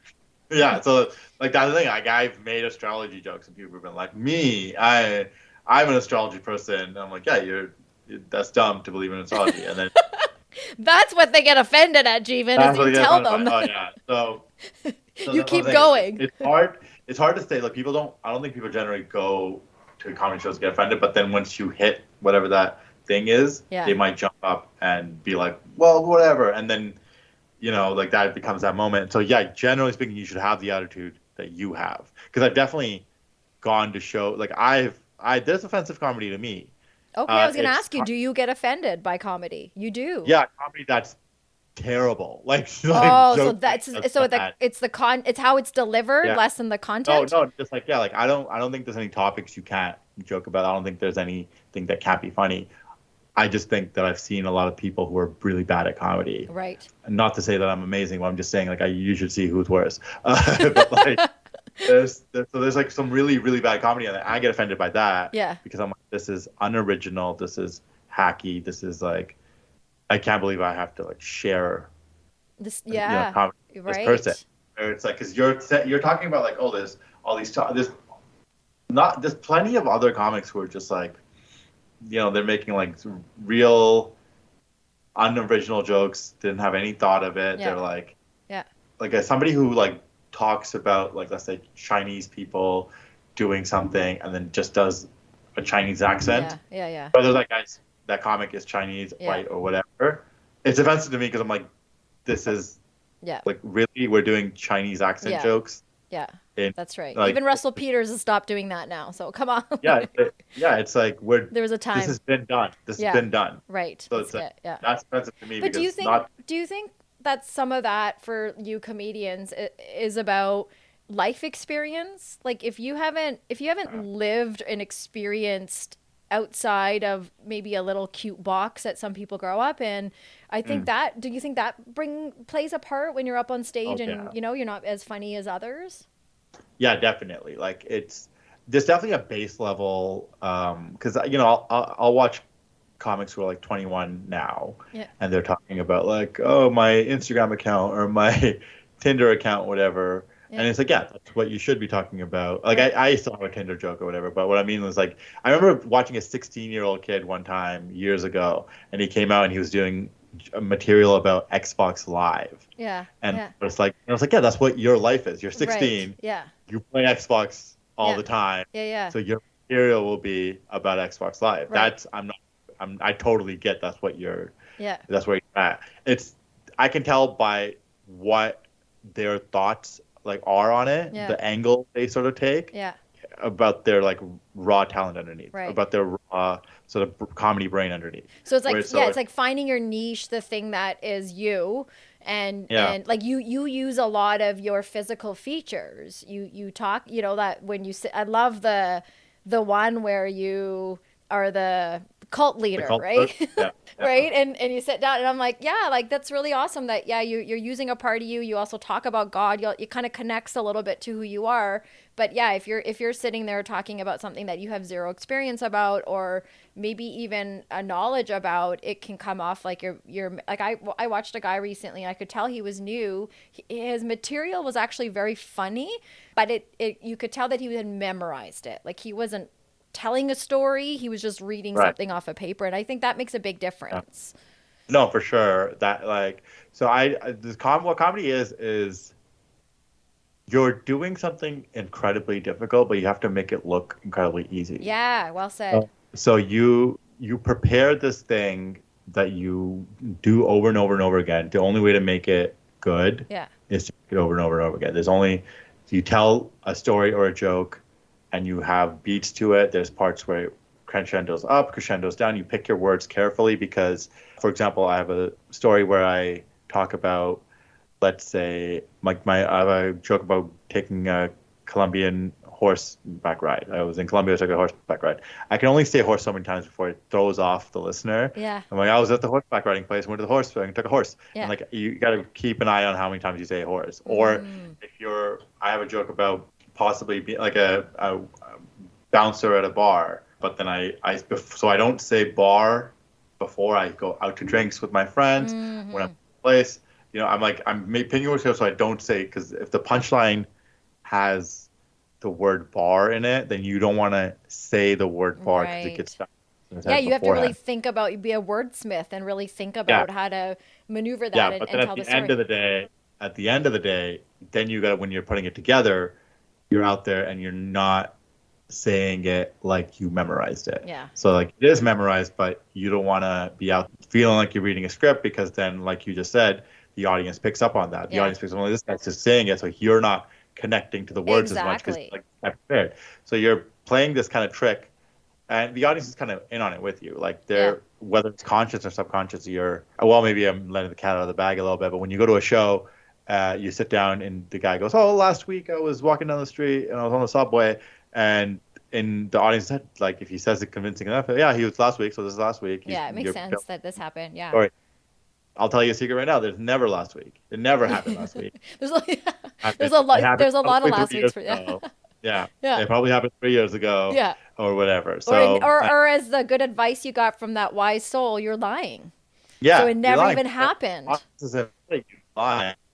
They're totally mostly in on it to be like, okay, so where are you going with this sort of thing, right? Yeah. So, and that helps where they're trying to laugh, so they're on board with you. As long as you deliver the laugh, right. As long as you deliver the end fun, Yeah. they're on board. They're not poking holes in your story. It's like a movie where like you'll believe that Iron Man really did make that suit. 100%, I believe it. As long as yeah. It wasn't Jarvis. It was never Jarvis. It was always Iron Man. Yeah. So what makes you laugh? You mean like what makes me put stuff into my act? What are the things that like what do you think is funny? Like what? Because you're a comedian. You must have your nose up in the air about all sorts of like. Does your wife ever make you laugh, or the people around you funny? I'm an easy laugh. Are you? I'm such an easy laugh. Like most things will make. I just like having an environment where it's funny and laughter. Yeah. Read into that, therapist. Just for the record, I'm actually not a therapist, nor have I ever played one on TV. Just to be clear, because I was like, I just told me the therapist listen. So yes, a lot of therapists. Yeah, okay, not me. See, I'm making it about me. You're right. A lot of therapists. So many therapists are listening right now. What was your like? You're not a therapist. No, I worked in mental health. I ran child and adolescent psychiatric programs, like short term. You go to the hospital and some kind of mental health issue, you come to me, you stay with us, and we do all sorts of therapy. But I ran those. I didn't do the therapy. I see. Even though I know I'd be so good at it. It's like you said, it's stuff close to home, right? I had my own issues growing up, so I'd be like fantastic at it right now. Kidding. There's a reason why I'm not a therapist. I worked in mental health for a bit as well, and it's a really hard, it is a difficult job. And once again, like you might be saying that about stand-up too, where it's like, oh, like I think I'd be good at it, but it might be the same. I'd be so good at it. I'd be selling out the Grey Eagle Casino here in Calgary. Yeah. What's that? Now I think you actually wouldn't be good at the mental health. You say it with that confidence. People would start throwing tomatoes. Like again, they'd bring that back. They're like, "Oh, let's go. Everything's going old school. Let's bring the tomatoes back at this." Have you ever died on stage before? Bombed? Yeah, Yeah. So what happens? Bombing. They call it bombing, but yeah, I've bombed a lot. It sucks. It's just honestly, like it happens less these days, and it does. People say it doesn't get better. I feel like there is a way to make it feel like, so if you're working on something new that isn't funny yet, then you can go home with that, where it's like, okay, I bombed, but like I'm working. It's part of the process. Yeah, that's fair. That was the reason why I bombed. When you eat it on stuff that you thought was gonna be hit, and for whatever reason, it didn't work. Ooh, it sucks. So what do you do? You just keep powering through, man. Like like sometimes if it's going really bad, you address it and you just go, oh, like, I guess you guys don't like me or whatever. Yeah. And then you try to make a joke about something else because there's different theories on it. Some people say that you should just stick to your act, stick to the jokes, they'll come around. Right.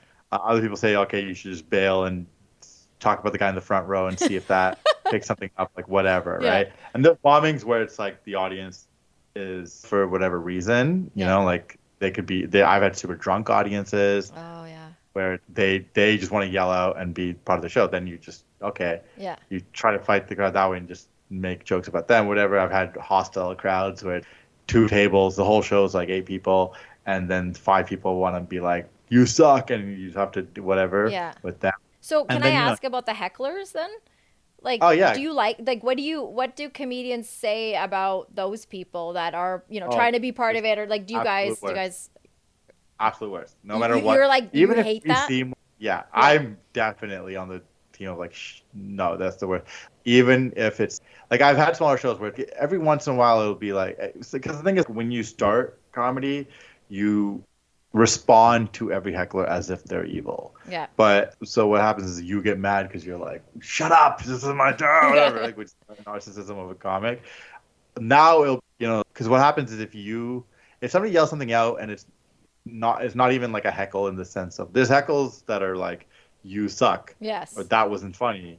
There's heckles that are like, yeah, they're agreeing with you. Like, Yeah. yeah, like that one time Mike did this. Yeah. Okay, I don't care about whatever. I don't care about what you're saying, but you can't just be like, hey, shut up, because then Right. the rest of the audience looking at you like, what's wrong with this guy? Yeah. He just was so mean to that person because they don't understand that this is like how often how bad it throws us off. So you have to go like, oh, what did you say? And then whatever. And it all depends on. So like now I'll if somebody says something, it's usually you don't, especially like this is like living in Canada.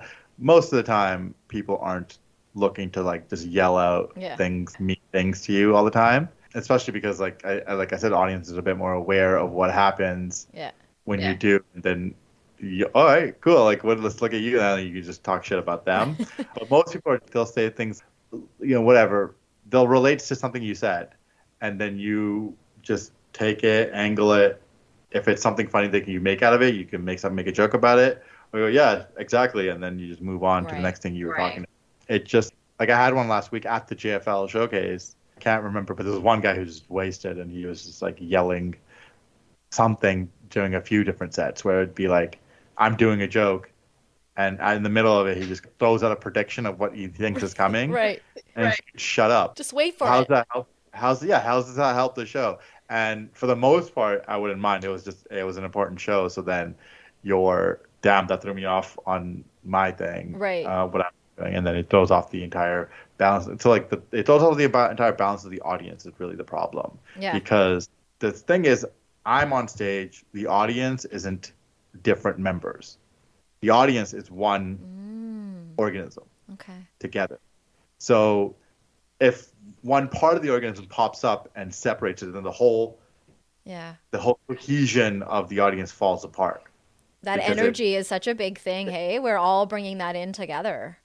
Yeah. So exactly. Like I've had sets where I'm like, I thought I did terrible, and they'll come out and be like, no, you're really funny. Like audience just doesn't laugh that loud. It's just a quiet. That's it's a reserved audience. Yeah, it's like an audience won't have that amount of energy. They want to sit back. That's why like there's a lot of shows in Canada now with pot legalization that there's a lot of pot rooms. Like it's places where people smoke indoors, and they'll have shows in these sort of weed lounges. Yeah. And people are like, oh yeah, that's a great idea. Like a bunch of high people for a comedy show. It's the worst. Okay, because I was like, tell me where this is. I want to go here. But people are just so chill, hey? Yeah, well, it's just like they just lay back and they're like sitting there. And so you're doing this thing. And it's like there's no energy because everyone's lethargic and sitting back. And so they're like, and then the delayed reaction, like you'll tell a joke and it'll be like 3 seconds of silence. And then it'll be like, totally, right? Because they're like, did I just think that up, or did this guy really say that?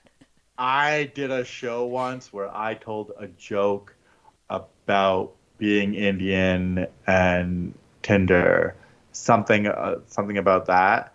And as I'm leaving the stage, like 4 minutes later, or whatever it was, and this high guy in the front row kind of just stops me for a second, and he just goes, "Hey, I'm like, hey, it would be a really good idea for a joke." Like he just started telling me right there next to the stage, and he just goes, "It'd be like, like if you're Indian and then like Tinder, and how it's like," and then he starts telling my joke back to me. He thought up your joke. He thought up my entire joke.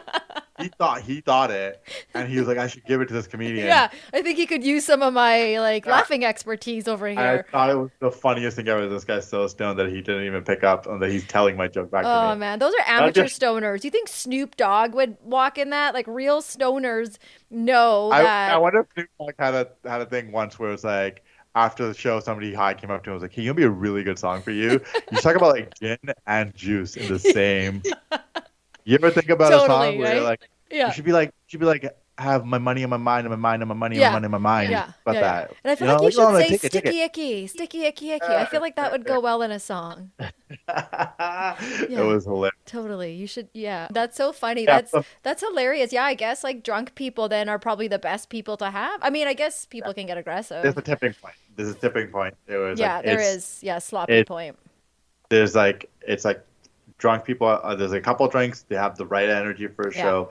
outgoing. They're throwing out that loud volume laughs, and then but you get like a little too drunk, and then they'll actually Calgary's known to be one of the cities where it's like you'll get a drunk audience, and Oh, it'll the be rowdiness, hey? yeah, and you'll get stuff like, hey, I know, talk about Fred. Fred's wife is like whatever, and then you're like, what is going on? You're like, yeah, yeah. Fred's, So why like are that, you mentioning Fred's wife, yeah, first of and all? then exactly, so it'll be like rowdy, which can be a fun show. It can Yeah. actually like, but there's a point where it comes like, okay, what are we doing here? Yeah, like, yeah, did I pay tickets to watch you fools, or did you pay to, Yeah, So what? yeah. And the thing becomes like you can't give the show to them. Like Yeah, if it's one drunk table of rowdy people, the rest of the people here didn't pay for that's you right to. too.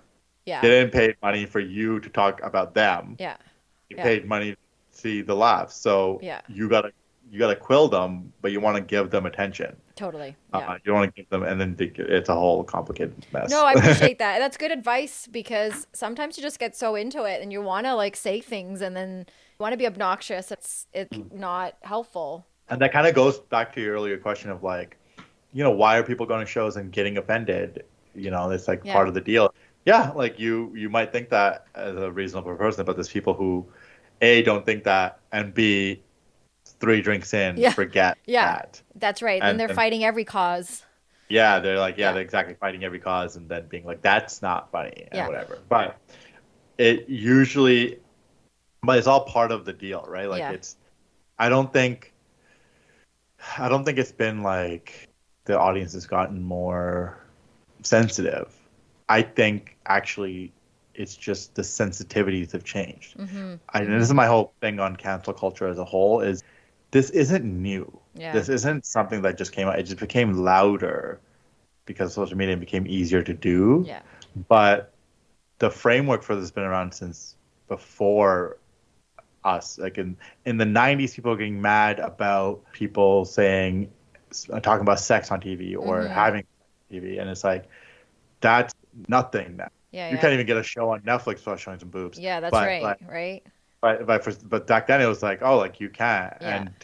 But then, you could go and just make fun of the Chinese. And now Yeah. it's like, okay, Yeah. you can't just make fun of trans people anymore. Okay, Yeah. well, but then you, go ahead. Like you should hear some of the stuff about blowjobs or whatever. Yeah. That's okay. That's fine Yeah. because it's like sensitivities change.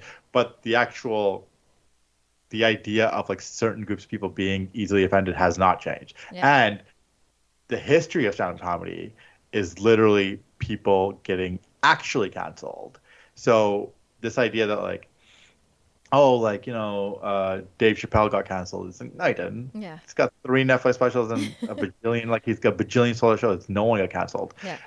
Lenny Bruce, who was like the originator of stand-up comedy in America in the 60s, or one of the originators, I should say, was up there talking about the words you're not supposed to say and talking about sex and all these other things, and got arrested by the police on obscenity laws, Right. on laws that curated like actual arrests, put in jail, had trials. Look up the trials of Lenny Bruce, and these are like what he got arrested for. Yeah. No one's getting arrested for jokes. Yeah. Okay, people get mad at you on Twitter, Right. and that's the real cancel culture was Yeah. getting arrested for jokes. Yeah. So Yeah. to be like, oh, like you can't joke about anything anymore. Like, yeah, you can. Yeah.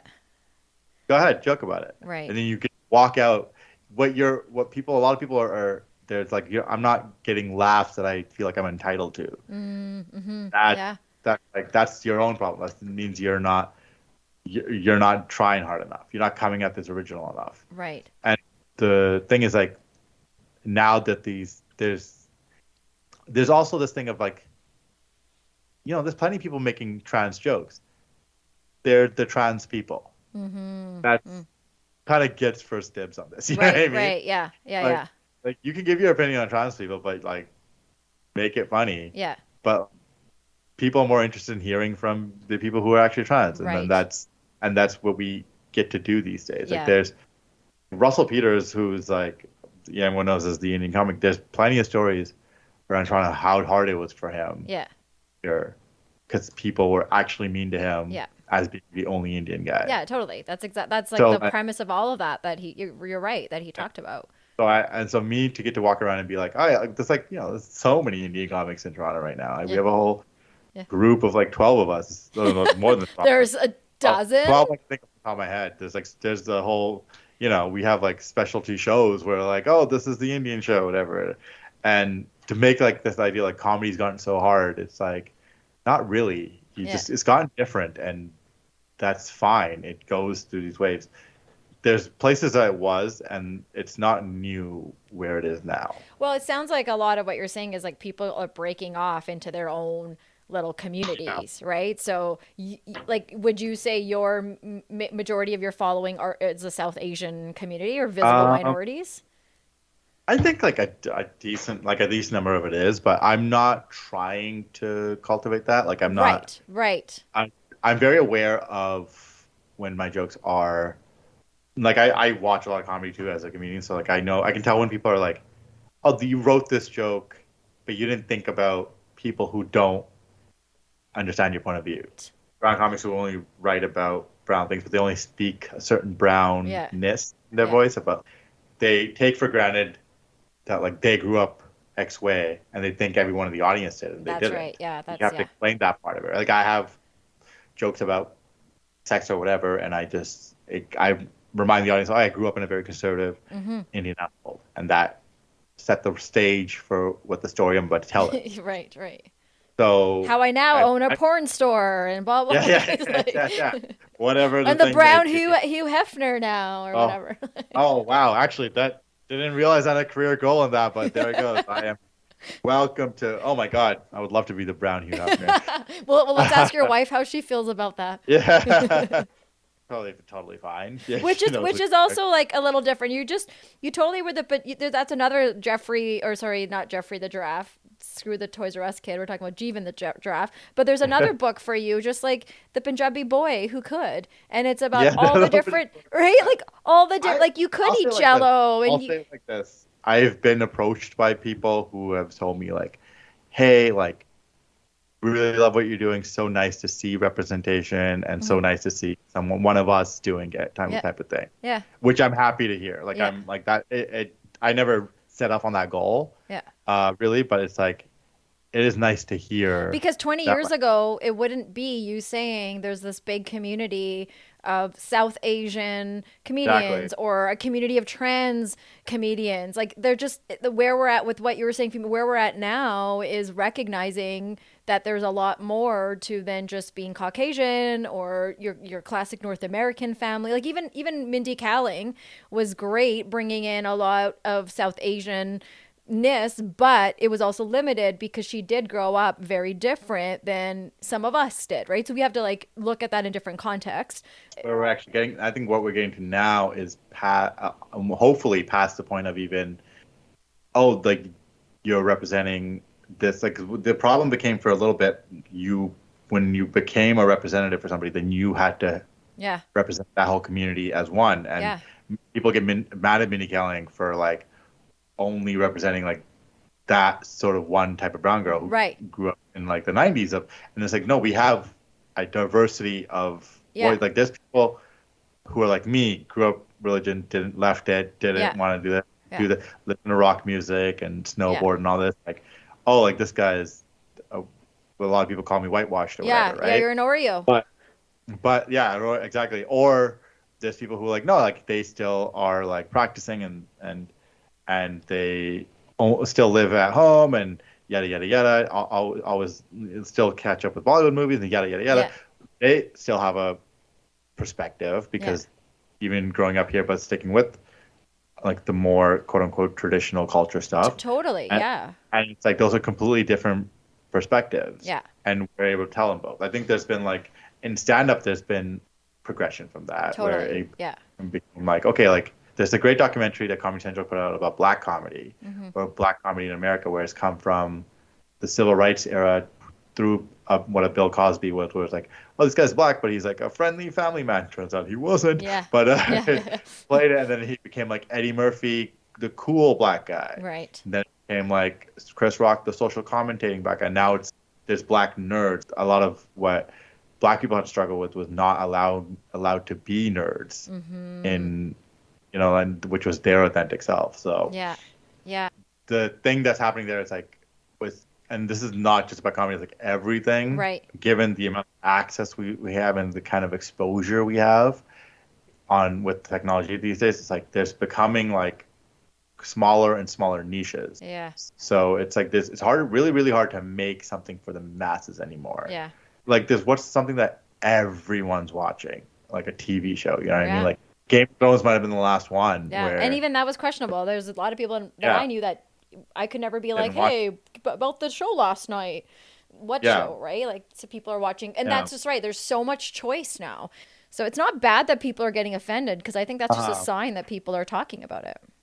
No, yeah, there's like certain types of. So here's what it is. It's like you can, like, going back to my earlier point, but you can joke about whatever. Like, the audience is more aware of what is racism, what is, X, Y, and Z phobia. So the joke you're making better be up to date on that. Yeah. Good point. Like literally, you're just making a joke about racism, but you have like clearly no understanding. I don't think the audience should ever be smarter than you. Interesting. So like if you're like, I've seen comics do a joke where it's, it didn't work, and it's like, yeah, because you said Jews are cheap, and it's like, if the audience wasn't offended, they're just, really, you're gonna go with like Jews are cheap. Yeah. Like you can't come up with, and like I've seen white comedians make jokes of I remember there's a white comedian making a joke about a Dominican girl in the crowd. Yeah. Andrew Schultz, I saw it online, but he's making a joke about a Dominican girl, and he's asking her if she's on a date with the guy she's sitting next to, and the guy doesn't know if they're on a date. Oh. And he goes, dude, she's Dominican, and she matted down her baby hairs. She is on a date. Right. And it's like, that's how you know a Dominican girl's on a date, because she's matted down her baby hairs. And it's like, dude, that's what that is a white comedian who like is in the inn and knows about certain cultural things. Most cultures and races appreciate the knowledge and appreciate the education somebody would get. Details, the ins, details. Everyone wants to be made fun of. I remember wanting to be made fun of. I remember being felt left out, that all my favorite comedians, when I was looking up religious jokes, were making jokes about Christianity or Judaism or Islam or whatever. Yeah. But no one was making fun of my religion. I was like, why wasn't anybody making fun of my religion? It's because no one knew anything about it. So like most people want to be included in the thing. Yeah. It's a very good point. That's where connection comes from. Exactly. Oh, it's relatable. I get what you're saying. Yes, but it feels cheap and unoriginal when you're just going to the base level of things. Yeah.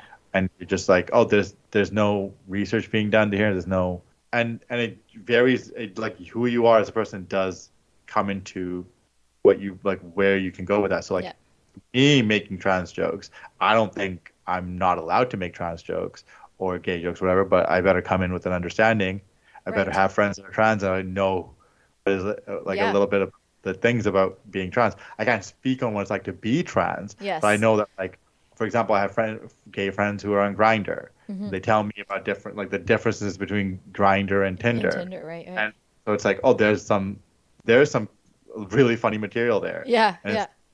But I better know. I'm not just gonna be like, gay guys on Grindr. Like, you can tell when somebody doesn't know. You know what grinds my gears? Yeah, exactly. And like that wouldn't even be offensive, except for that is. Except it's dumb. That's how it's offensive. It's just it goes back to 5 minutes ago.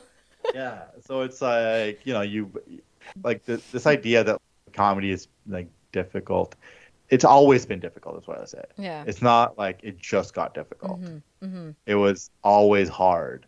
You just like didn't realize it because there's no like quote unquote people talking about cancel culture. It's always existed. Yeah, no, I think that's a great point. Yeah. And it's people got canceled back in the day for way less things. Yeah. Like I remember there's a story about a woman in sports casting. I think she worked for like ESPN in like the 80s, and she had made a sex tape in the 80s with her husband or whoever. Oh yeah, there you go, Kim Kardashian. You weren't the first. It got passed around. It wasn't even like it came out. Like there was no internet to put it on. Yeah. It just got passed around. The video, the VHS tape. Yeah, just people just passed it around like, hey, check this out, whatever. Right. And she got canceled. She got fired. Yeah. And so, and now it's like that's a career move. Like that's like, Yeah, you know totally. what I mean? So, and we wouldn't as a society, even if it's something we've had leaks now. We've had like massive leaks of celebrities, and no one's lost their jobs over it. Right. So it's like, oh, cancel culture, does it? Like that didn't happen. It's just what people choose to get canceled. Oh, like people don't get canceled over. Well, and also like personal opinion, right? Like so we kind of forget sometimes about just the good old classic. That's my opinion. Saying like when you go watch Friends now and you get offended today watching a show in the 90s, I think it's really important to ask yourself, what is it about something from the past that's like impacting you like that? The content that they know now, they wouldn't come out with Friends 2 saying the same thing. It'd be very different. But those were those issues during that era. Coming out and being gay was a big deal in the 90s. Yeah.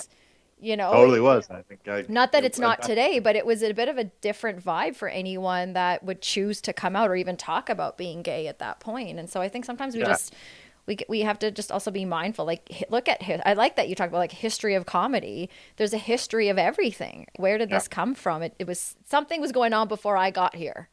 Yeah, exactly. And I think like people, like, that's the thing is like, we're getting mad at the more times than not. I feel like we're getting mad at the right things.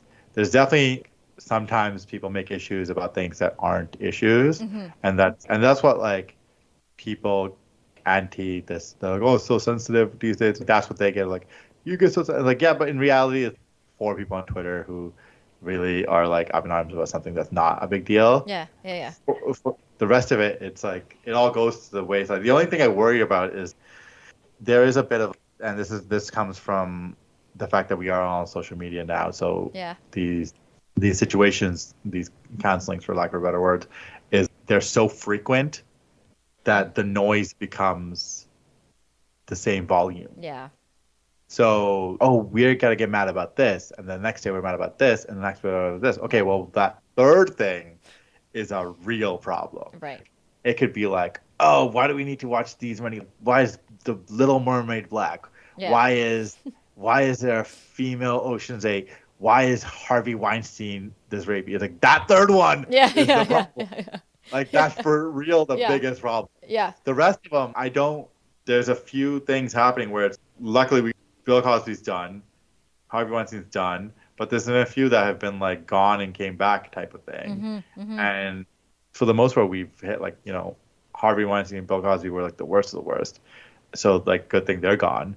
But then there's people who are like been accused of X, Y, and Z, and they're slowly coming back. And so and that's because the noise has become the same volume for all these different issues where aren't even like issues to begin with. Right. Like the volume sometimes becomes the same, and it makes it hard to parse out which of these are serious and which of these are dumb. Because there's definitely dumb ones. There's definitely dumb ones. Yeah. You should be mad at this. It's like I'm not really that mad. And like I do have a larger.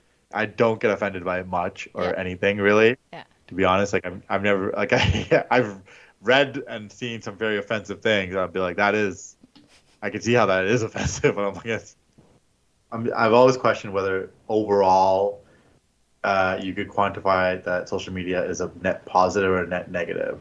And I can't. I don't know. Day.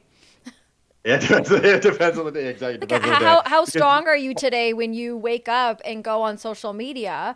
Like where are you at? Because I think the only thing that changes when I go on social media is my level of awareness and where am I at? Because if I'm like recognizing that I'm a little sensitive today, or that poor interaction with that person is making me feel a little upset, and I'm going to go on social media and I'm going to read a bunch of stuff that like, where is this coming from? Why am I getting so impacted? And it's okay that you're impacted by stuff, but just like, it's also good to recognize where is it coming from? Because when we have such big reactions to things that maybe aren't always that big, like it makes me think of school age children, right?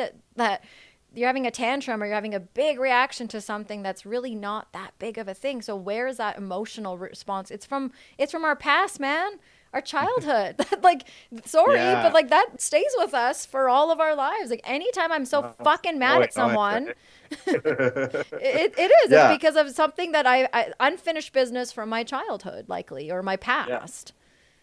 Yeah, it's really annoying that like it's like that there's so many of these deep impacts that happen that stick with you from like these formative years. Like, damn, really? Like I wasn't even told at the time that Yeah. this is like it's like it's like if they were playing with Play-Doh and then all of a sudden like these are gonna be your dishes and you're like I would have made them a lot better and I know and I thought I was just playing with Play-Doh the whole time. Just a bunch of balls a bunch of snakes that I've rolled out. Yeah, I know for no reason, but yeah, it's funny. Like my big struggle with social media really is like I have ADHD and it definitely I diagnosed ADHD growing up, and so what I get sucked into the hours long wormhole that you can get sucked into on social media, especially with the new like the TikTok and the Instagram Reels. Like they've really perfected the ability to just take your attention. Yeah, because it's quick, right? Everything's so quick. Yeah, quick. And the way you call it doom scrolling, where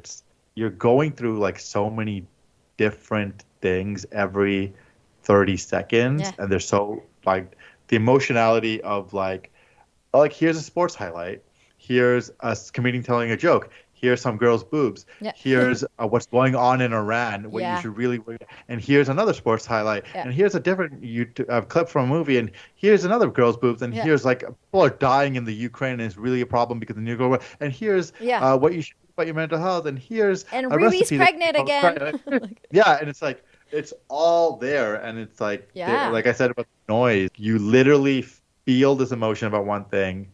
And then you move on to the next emotion, and then you move on to the next emotion, and it just goes through all of them. And then what it's doing is numbing all of your emotions. Because I care about the urinals, I feel bad. Oh, I'm hungry, this recipe. Oh, this music sounds good. This girl's boobs are nice, I'm not horny. Oh, this Ukrainian issue is really bad. I'm worried about the future. Climate change is happening. And it's like all of this stuff is all happening at the same time while you're just scrolling through it, and it's add on top of that of people who are sensitive about like their looks, or then they'll show you this body that you can't have, or like this car that you want to have but you're too poor to have, or like I didn't realize this. I curated. I'm realizing this recently where like I've kind of curated a lot of travel stuff because I love to travel. Where let's like follow all these travel folks so that I feel, and what I realize is like it's following a bunch of Instagram models. It's not making me feel good because it makes me feel bad about not traveling right now. I feel like I haven't booked a flight. That like, oh my god, I don't have the money to book a flight. Now I feel like a shit. Like it's like even the places where you think you're gonna be safe. Right. I'm not gonna follow gym guys because I want to feel bad about my body. Okay, I'll follow travel people. Now I feel bad about not traveling. Totally. Yeah. And like, I'll follow a bunch of comedy. And I'll feel bad about all the comedy content that I'm not making because I'm not making enough, or like I don't have as many, whatever, like my career, yada yada yada. So it's like your anxiety is having anxiety. Like you're just you're just building. I'm having anxiety about the things that I'm not even. Like I have anxiety about the things that I'm having anxiety about. Yeah. Well, and ADHD and ADHD and anxiety are so heavily linked together, and when impulse control is a struggle for folks. And then you're in the culture where, like you said, you're TikTok and social media, and you can get a lot of info in a really short period of time. Imagine trying to put that all on a dinner plate and to tend to all that. You need like 16 sides. It's like going to a buffet. You need like 10 plates of all this stuff. And you're right. Where do you start? And then the places you should start are not going to be the thing because you're taking up matters of cause that you're reading, and it's a cycle. And I have a therapist friend who said that's a really good sign when we find ourselves, not when we have 3 minutes in between a meeting and we're like, I'll just go see what's going on, but when we go down that rabbit hole. She's like, it's really good to look at how long we've been doing that for, because it can be a pattern of avoidance. So is there something that I'm needing to get to or that I'm struggling with? And I think we I'm never the avoidance king. You know what? I have to compliment you. You really let me do that talk for a lot longer than I expected. I thought, oh man, he's really soaking up some mental health talk here. And then all of a sudden I see your arms go behind your head, lean back, and Yeah, you're right. But I don't want to do anything about it because it's everyone else's problem but mine, or fault but mine, as Homer Simpson says, right? Yeah, exactly. Look, I'm the king of avoidance. Anyone and who knows me knows that word. I'll be like, oh yeah, definitely need to change it up here, and then back I go to the struggle of like the same. We do that, we do that. Like that's what happens, right? We do that, and hopefully we have people around us that can sort of guide us. When it's like, okay, you know what, Kieran, like time to tap into this issue because it's impacting the whole household, or Jeevan, like we can't keep joking about the fact that you're really sad about whatever, right? Like we got to address the sadness or whatever. I'm just using it as an example. I'm not saying you're sad at all. I'm just saying. No, you hit the. I'm laughing because you hit the nail on the head. But don't they say the comedians? Yes, I can. Yes, I can, baby. Watch me. Yeah. Let's not forget, at the age of 8 or whatever age that was, you were the kid that ate the fucking Jell-O in less than a week. You're like, fuck this shit, man. I'm immortal. God can't kill me. Oh yeah. I mean, there's like the people who are avoiding things that are listening to this. They know the beauty that comes with avoiding, the beauty that just like you can just not talk about it, baby. 100%. How many of us have done that for how many years, right? Yeah. Years and years. Yeah, and like how many of those of us that have done that for years and years have a lot of physical pains and have a lot of illnesses and health issues. But I read somewhere those things are connected. I don't know. Just saying, just putting out there. Also, well, the other thing is like they say like, oh, you can't put it away forever. It all comes out eventually. It'll come out, and it does. That's true. It does. Yeah. Like if you hold things in, eventually you're gonna explode and it'll come out. Yeah. Then you can just put it back in. Do it all over again. It's like cleaning your closet. Then you just fold it nice and neater and tighter and shove it in and hide it further. Yeah, exactly. You could just find the closet exploded because I didn't fold these clothes properly. Right. Okay, put it all back in, baby. Yeah, just don't go look at it. Just go get something. I'm also the king of giving out advice that I don't take, so don't take any of this advice. But if you want to, don't complain later when it doesn't work. All right, man. I wanted to, before we wrap up here, I appreciate the time that you've given me. I wanted to ask you a little bit before we end, just about, you won a comedy brawl last year. Yeah, right? So I won the Toronto Comedy Brawl, which is a citywide comedy competition. I was the 2022 winner of that. Yeah, that's amazing. Which was really fun. Just as surprised as I was? Basically, yeah. I'm just kidding. It's funny. I really thought this podcast you were going to but I should mention that before we had this podcast, we had a bit of a talk, and we were trying to figure out when to schedule this. Yeah. And I said, oh, I have this showcase coming up, an audition show for Just for Laughs, for the Just for Laughs festival. She goes, oh, okay. You're like, is that a good big deal? Yeah. And I was, it is, but it isn't. Don't worry. And you're like, okay, so it is a big deal. Yeah. And I'm gonna let you have the week to like work on that, and we can follow up on next week. And I was already like, oh my god, she's gonna call me out on everything on this podcast. But yeah, so but I did it. I try to downplay it, but it's kind of a pretty big. Well, it is. I thought it was, and I wanted to ask you about it too. And so I was like treading lightly because I want to be mindful of not upsetting you or something. But whatever happens. But the fact that you got to be part of that, I don't know. I thought it was cool. So like, I was telling friends about him. Like this weekend, the celebrity that I'm interviewing, I know, right? Everyone. You're really loose with that word. Yeah. That's what the last celebrity told me too. That was on.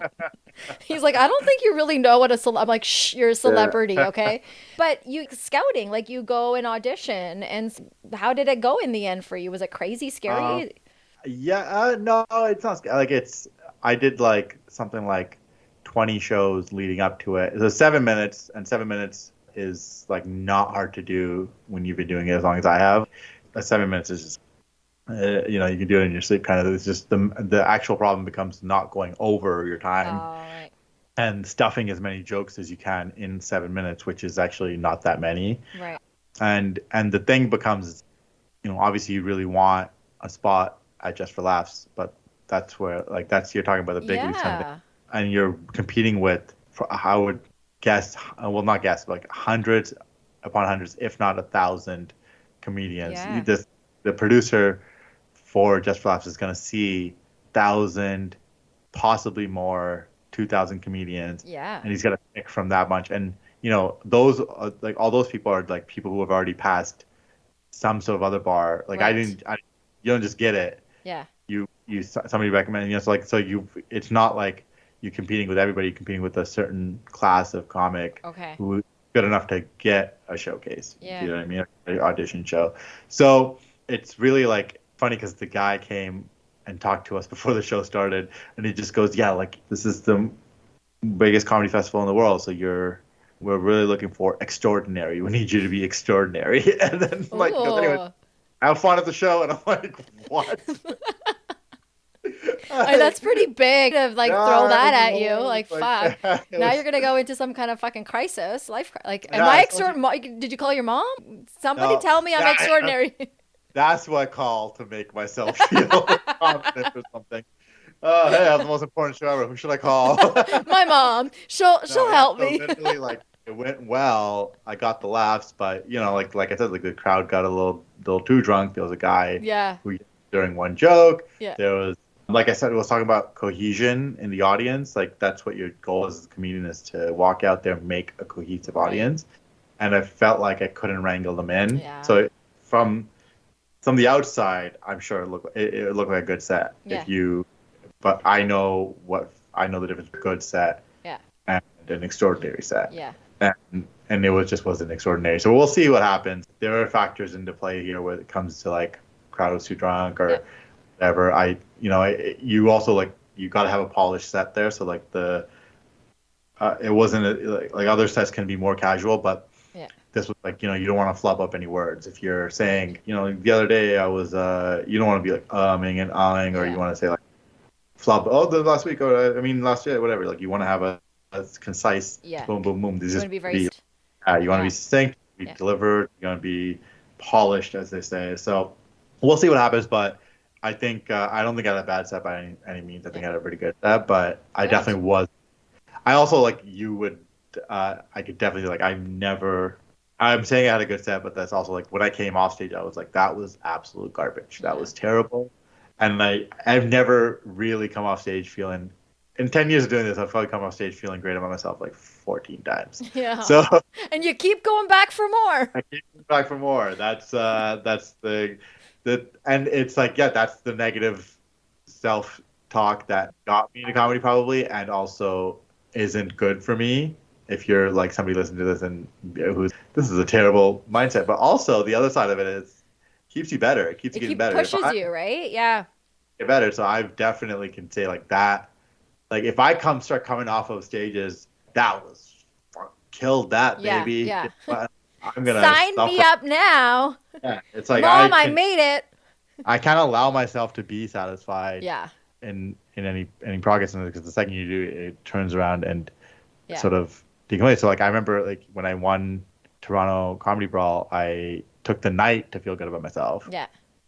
And then I was like, all right, tomorrow you wake up and you're once again just another comic. Like the thing that makes comedy different than a lot of other endeavors is you can't like, I know it is the irony in this because I said earlier like you have to be smarter than the audience, but you can't put yourself above the audience. Like there's a few comics who can play that well, where they go like, I'm richer, I'm better, I'm like ha ha ha, whatever, right? Like there's people who do that and it works for them a little bit, but you got to be relatable to the audience. So like if the audience feels like you're thinking you're better than them and you think better than them, or you think like I'm even objectively you're like on stage, they're all meant to be quiet while you get to speak, so that is like a weird relationship, but you have to make you feel like I'm just one of you. It's almost like one of you got up and it's just saying things.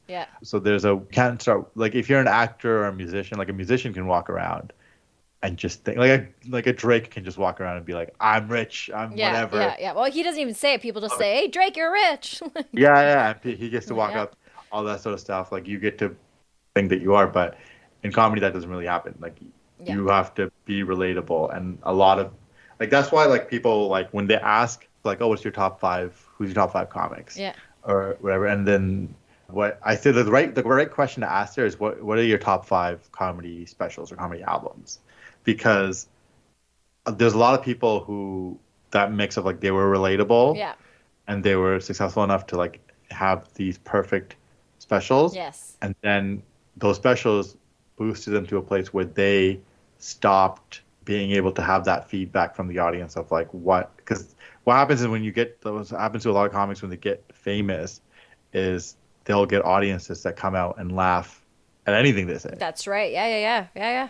They'll come out and they'll be like, this, like, I'm going to see Chappelle, and then they'll be like, I'm going to laugh at everything because they're there to laugh. Because it's Chappelle. Yeah. It's Chappelle. You're happy to be there, and sometimes a lot of those comics don't get that feedback that you used to at a time when you're anonymous. Yeah. Like me, the celebrity anonymous comic, where like you're getting honest feedback because no one in the audience owes you anything. That's they right. Don't, Yeah. You're not their hero. You're not their favorite comic. You're not their something. You're just a guy that has no name as far as the audience is concerned. So, but is that I just think that's such a great place to be. Like, I know it would be great. Like, I only hope success for you, and I'm not saying that. Right. However, where you're at, it's like it's part of life. Like, you're learning, you get to get off stage and feel shitty about something, which is good. Good for you to feel shitty and say, okay, but then hopefully you have the ability to like also reel yourself back in and say, okay, I can do something about this. Like it's not the end of the world for me. You're growing, like you're kind of part of the nitty gritty. And I appreciate the feedback that, hopefully it's good feedback that people are giving you that you can use. I'm not saying it's like you're the best, but like, hey man, you could maybe, like that lovely guy that gave you feedback about a joke you should do, even though it was already a joke you did. Right. Yeah. Right, like I think but when you make it like the Chris Rocks and all Seinfeld and all those people, yeah, fair, they're in a different place, but I'm sure did they not have to go through that process to be the greatest, right? Absolutely did. Chris Rock didn't just he didn't just get slapped last year to be great. Like he has so much respect out there as a comedian, his style and his way of aggressively getting his point. Only he can make those eyes go like point and say something in a way that obviously Seinfeld couldn't. That'd be a different thing for him. Sure. Like there's a time. So this is exactly what I'm talking about. So when Chris Rock has this like very historically amazing joke, one of the best like stand-up comedy jokes of all time about black people versus N-words. I'm not gonna say the N-word. Mm-hmm. Like if you know comedy, you know what I'm talking about. But if you don't, like look it up on YouTube. But it's like, about the difference between black people and N-words. And it's like a very hilarious joke and it's got social commentary in it. And it's 5 minutes long. And it was on his special. I think it was Bring the Pain. But he talks about in the 90s when he was out doing that joke. And like he was already on SNL, but he wasn't Chris Rock like Chris Rock is now. Mm-hmm. So he was still going to places where not everyone knew him. Mm-hmm. Or, like he was still like, he didn't have the adulation of like, everyone's going to laugh at everything you say. So he's out there working on this material and he talks about like, it did not go well for a really long time. Like it was a year it took to develop that joke. Right. And he had to go out and like, he would go out to silent audiences who hated everything he was saying, who hated everything and he had to take that feedback and and that's what makes that joke, which is, like I said, like historically one of the greatest stand-up comedy materials of all time. Just those 5 minutes is talked about all the time, right. and it takes months and months of like years, and not just that year developing that joke. He had been doing comedy for 10, 15 years before that, just to get the skills that it takes to get up there and be able to be comfortable and be not nervous, be able to just command a room the way it takes 10 years. Like I remember when I started, I had people coming up to me like, this is so funny. Like hey man, like you were really funny, but like you kept moving the microphone away from your mouth. Like, I was like, we couldn't hear you. But like everything we heard was funny. Yeah. But then about like 30% of it was lost. Right. Great feedback. There's a lot of like actual practical, administrative, logistical stuff that you like gotta learn about comedy, and maybe talking into the microphone shouldn't take 2 years to learn, but hey, a good point. But yeah, I remember because here's my story of my actual first time on stage. Ooh, good story. You're way better at this podcast thing than I am. So yeah, I didn't even have that written down as a question to ask you. Shit. Yeah. So my very first time on stage was at a place called Laugh Lines Comedy Club in New West. So I remember I went in and I'd already bought a notepad a year before. So I spent a year with a notepad just writing down little ideas. Yeah.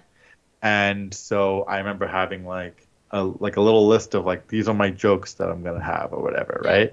So I had written them out, all that sort of stuff. They're terrible. All of them were bad. I'm not telling you any of them. Well, But just tell me one. Just tell me one. okay, I'll tell you this. So I'd prepared this whole thing and like I'd shown up that night and I get a glass of water from the wait staff because I was like, oh, I'm a comic. I know comics go up. I'm gonna be doing comedy. I know comics go up to the stool with their glass of water. They put their glass of water on the stool. Yes. And then they tell their jokes and then they drink the glass of water if they need to. Here's the thing. When you do an hour, yeah, you need a glass of water. When you do 5 minutes at an open mic on a Tuesday at a comic club, you don't need water. You're not going to get a dry mouth selling 5 minutes of material. But I got the water. That's what I had. I was like, I need the water. Yeah. So in my head, I had memorized my jokes or whatever. And I go up, I put the water on the stool. Boom. First thing down. Yes, good start. Strong start. I put my water on the stool, baby. It's I'm basically a comedian now. Yes. And I turn around to the microphone and I realize at that very second that I've never in my life at 21 that point taken a mic out of a mic stand before. Oh, That's yeah, right? Never happened. Yeah. That's never happened. So I'm a nervous wreck as it is, but I put the water down with success. I've looked at the microphone. I go, oh no, how do I do this? And I grab the microphone and I start pulling upwards, which is not the way to do it. So just for everyone listening, you slide the microphone out of the microphone holder and then you can hold it. Yeah. There's a microphone holder on the mic stand. I start yanking upwards. Doesn't work. I keep yanking and then the mic holder pops off the mic stick. Oh gosh. Now I've broken the mic stick. You haven't even said a word yet.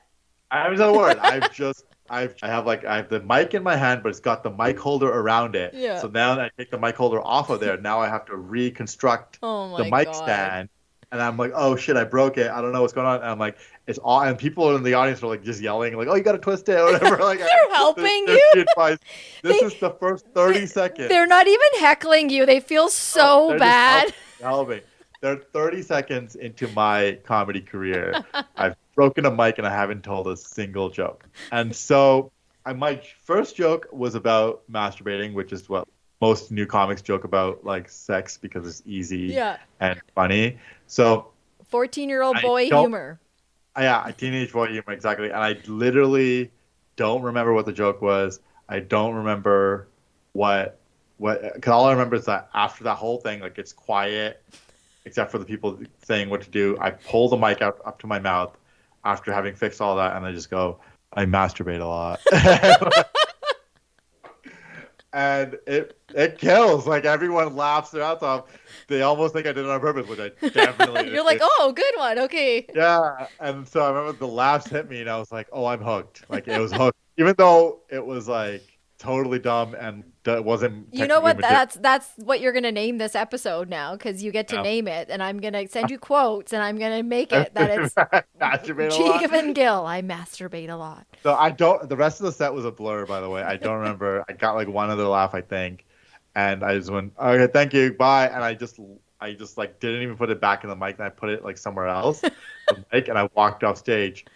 By the way, never touched the water. Never came close to touching the water.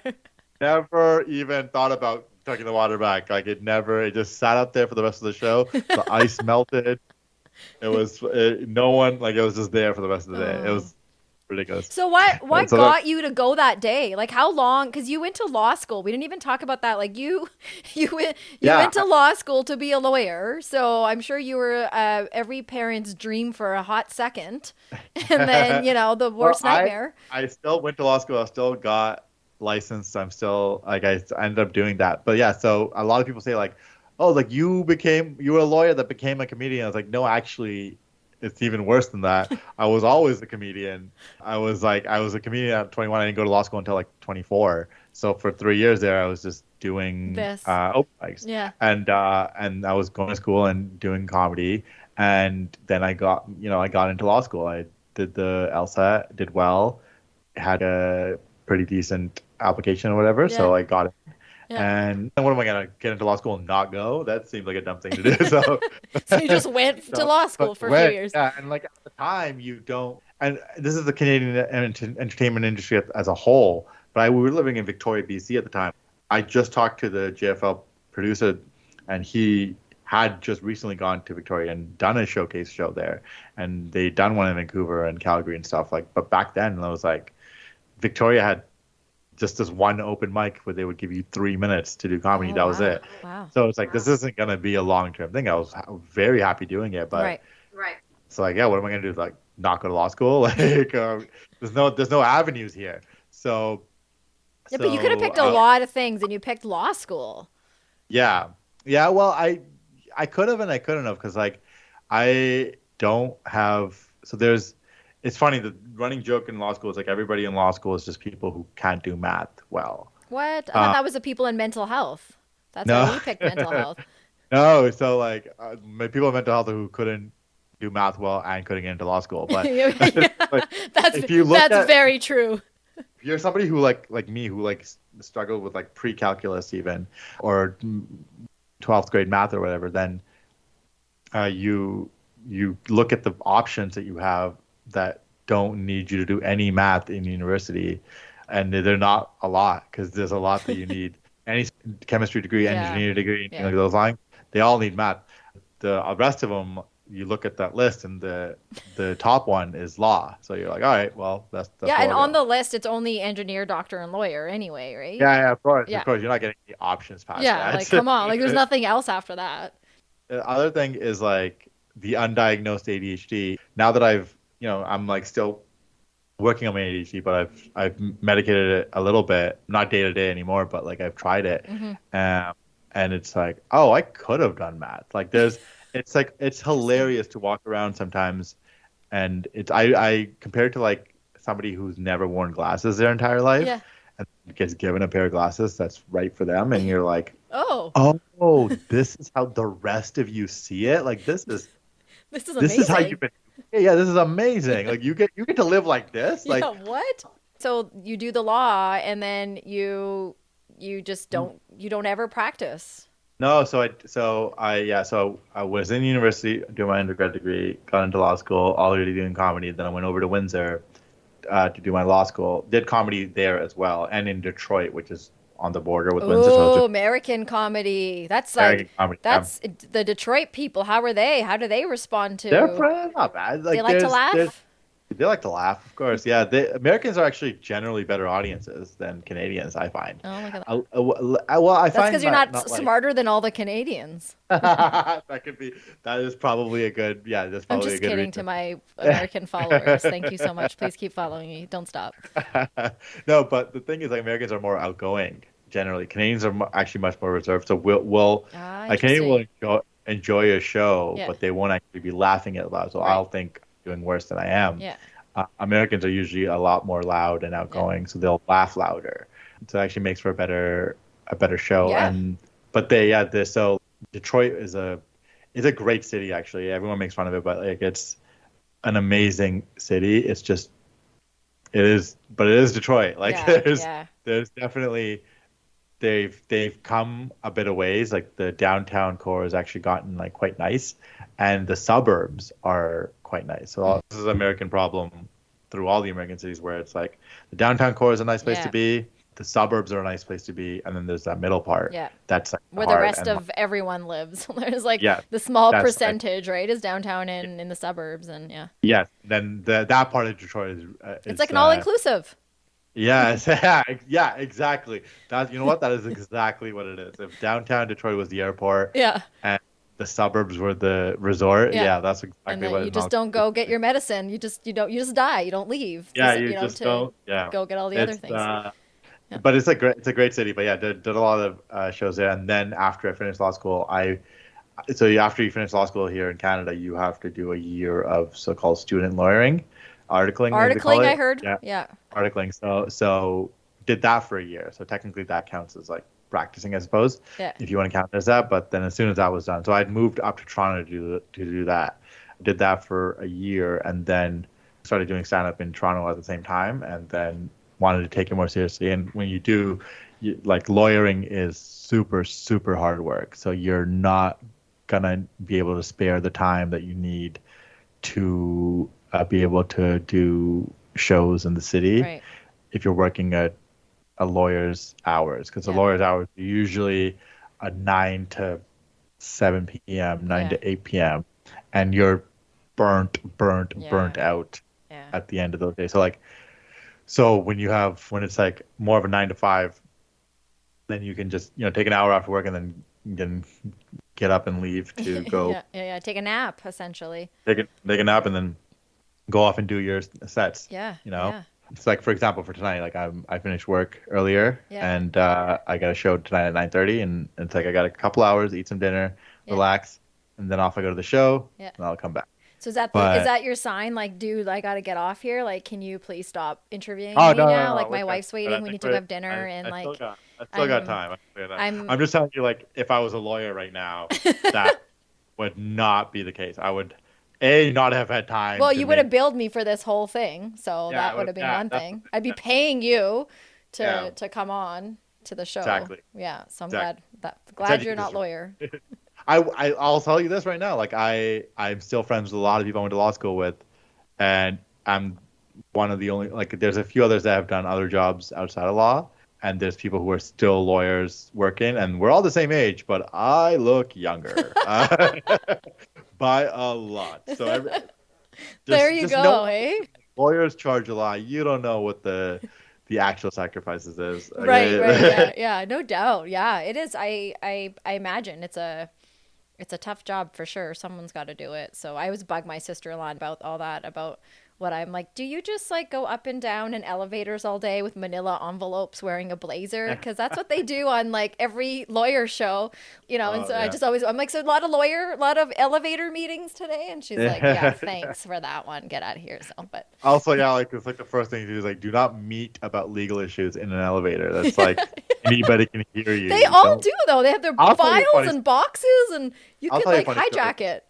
When I first moved to Toronto, I was working as a student lawyer, and it was that's also like known to be the toughest time because you know nothing. Yeah. You have all the pressure, and also all the really hard work gets thrown onto you because no one else wants to do it. Yeah. You have like 20 minutes for lunch a day, and you're gassed by the end of the day, and you go home for like 40 minutes, and then you can just go to bed and get up and do the whole thing all over again. Hey. Yeah.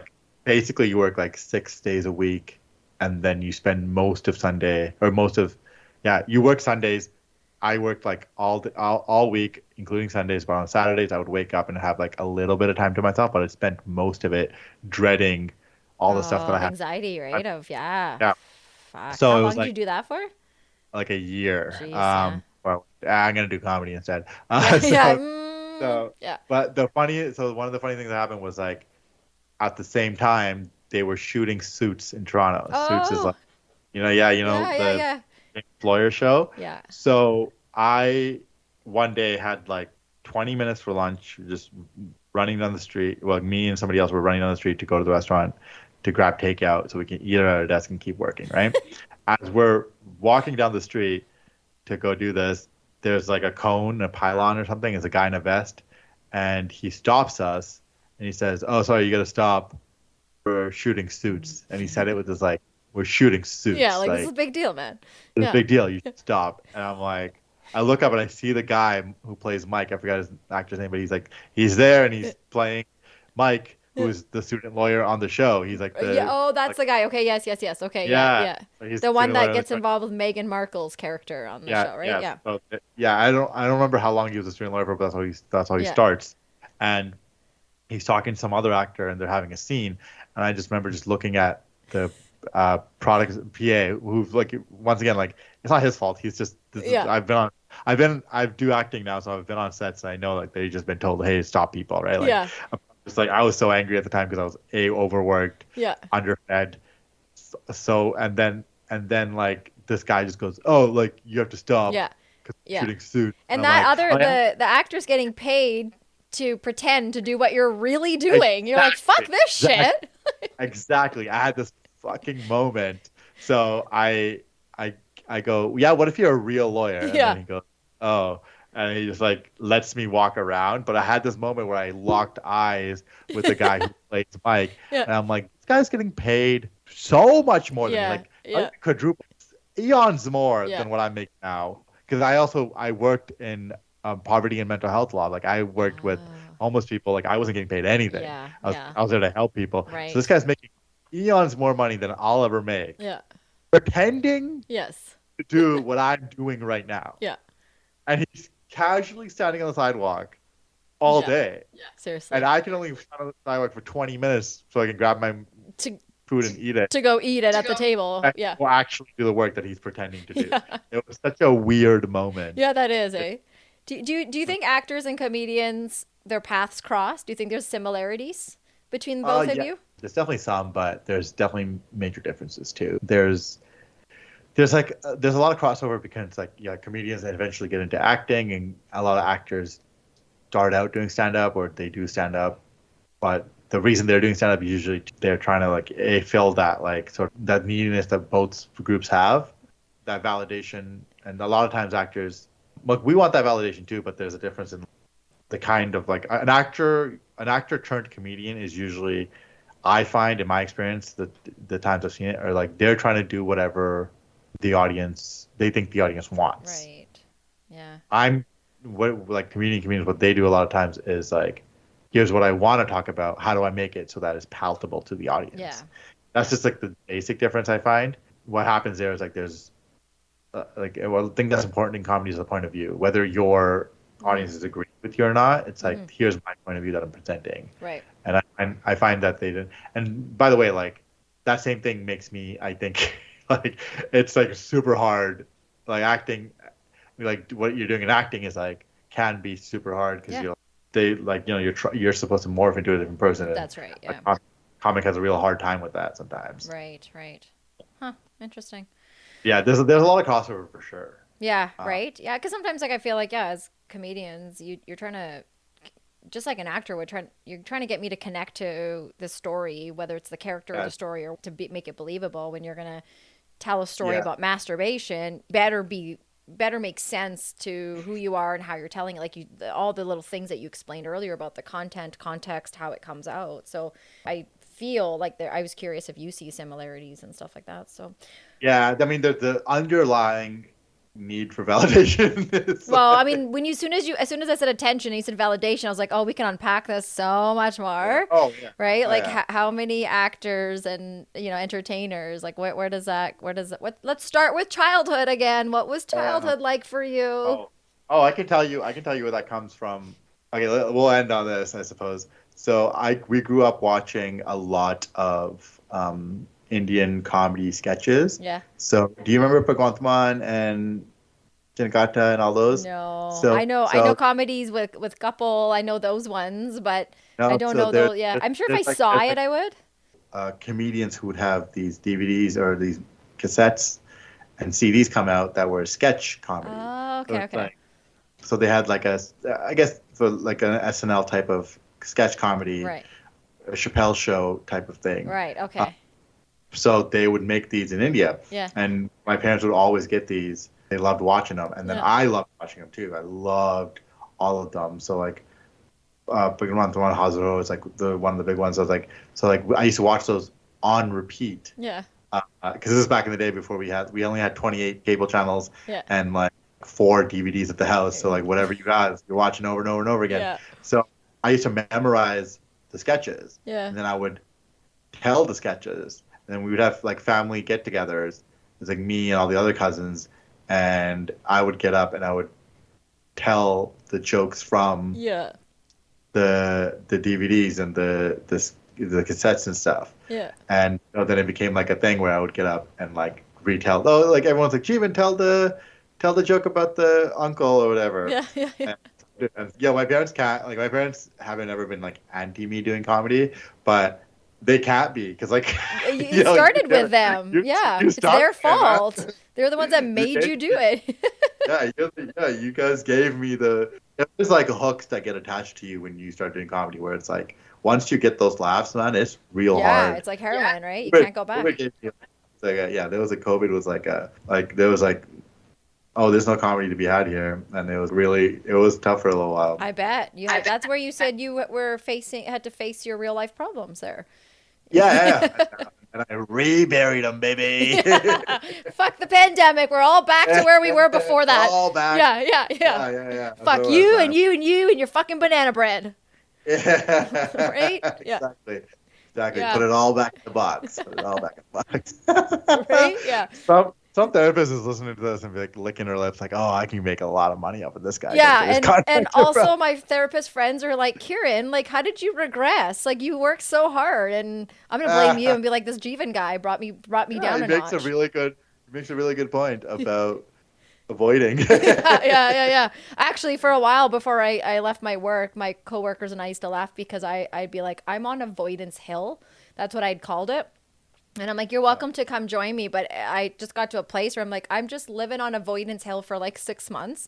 And it was during Christmas and all that because it was just really, really intense towards the end. I'm like, I'm not dealing with anything.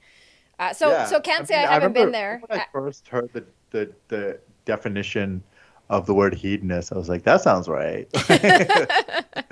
Just somebody who avoids pain and only goes towards pleasure sounds like that guy's got. That sounds like a good fucking night.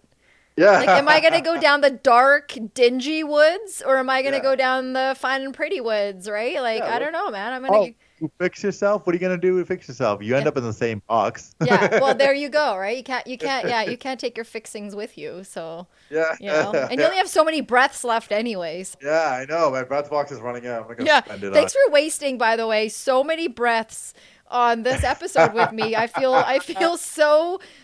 fortunate that you spent this time, but I do want to thank you. I do want to thank you for this conversation. I have been looking forward to this conversation since I met you last week. No, but really, I have never met you until last week, but I've been thinking about you since I met your wife a few months ago there, or a couple months ago, and learned that you were a stand-up comedian. Never had known a stand-up comedian. As well, as soon as you said yes, I really appreciate it. Like I said, how quick you were able to put together, even though we now know that you're flexible and literally do nothing all day and you work and whatnot. But anyways, no, thank you. This conversation was great. I would love to invite you back. I hope that you'd be willing to come back again. Yeah, absolutely. I would love to. Yeah, I think like we because I was in Calgary not too long ago and I was saying that first of all, thank you for having me. It was great. But yeah, like I wanted to come in person, but we couldn't. Yeah, so hopefully next time in person. If not, yes, in person would be so much fun. Yeah, it's awesome. Okay, well, thanks. So I thanking you. I want to thank everyone that's listening. I've been getting some really good feedback and advice from some of the supporters and the listeners. So that means a lot because that also means that you guys want me to keep doing well. So thank you for that positive feedback and ways I can improve. So if you have any more of that feedback or you want me to hone in on a particular topic, you know where to reach me. If you don't, it's at MFU Podcast or at info@mfupodcast.com. Other than that, thanks again, Jeevan, and we'll see you soon. All right. Sounds good. Bye. Bye.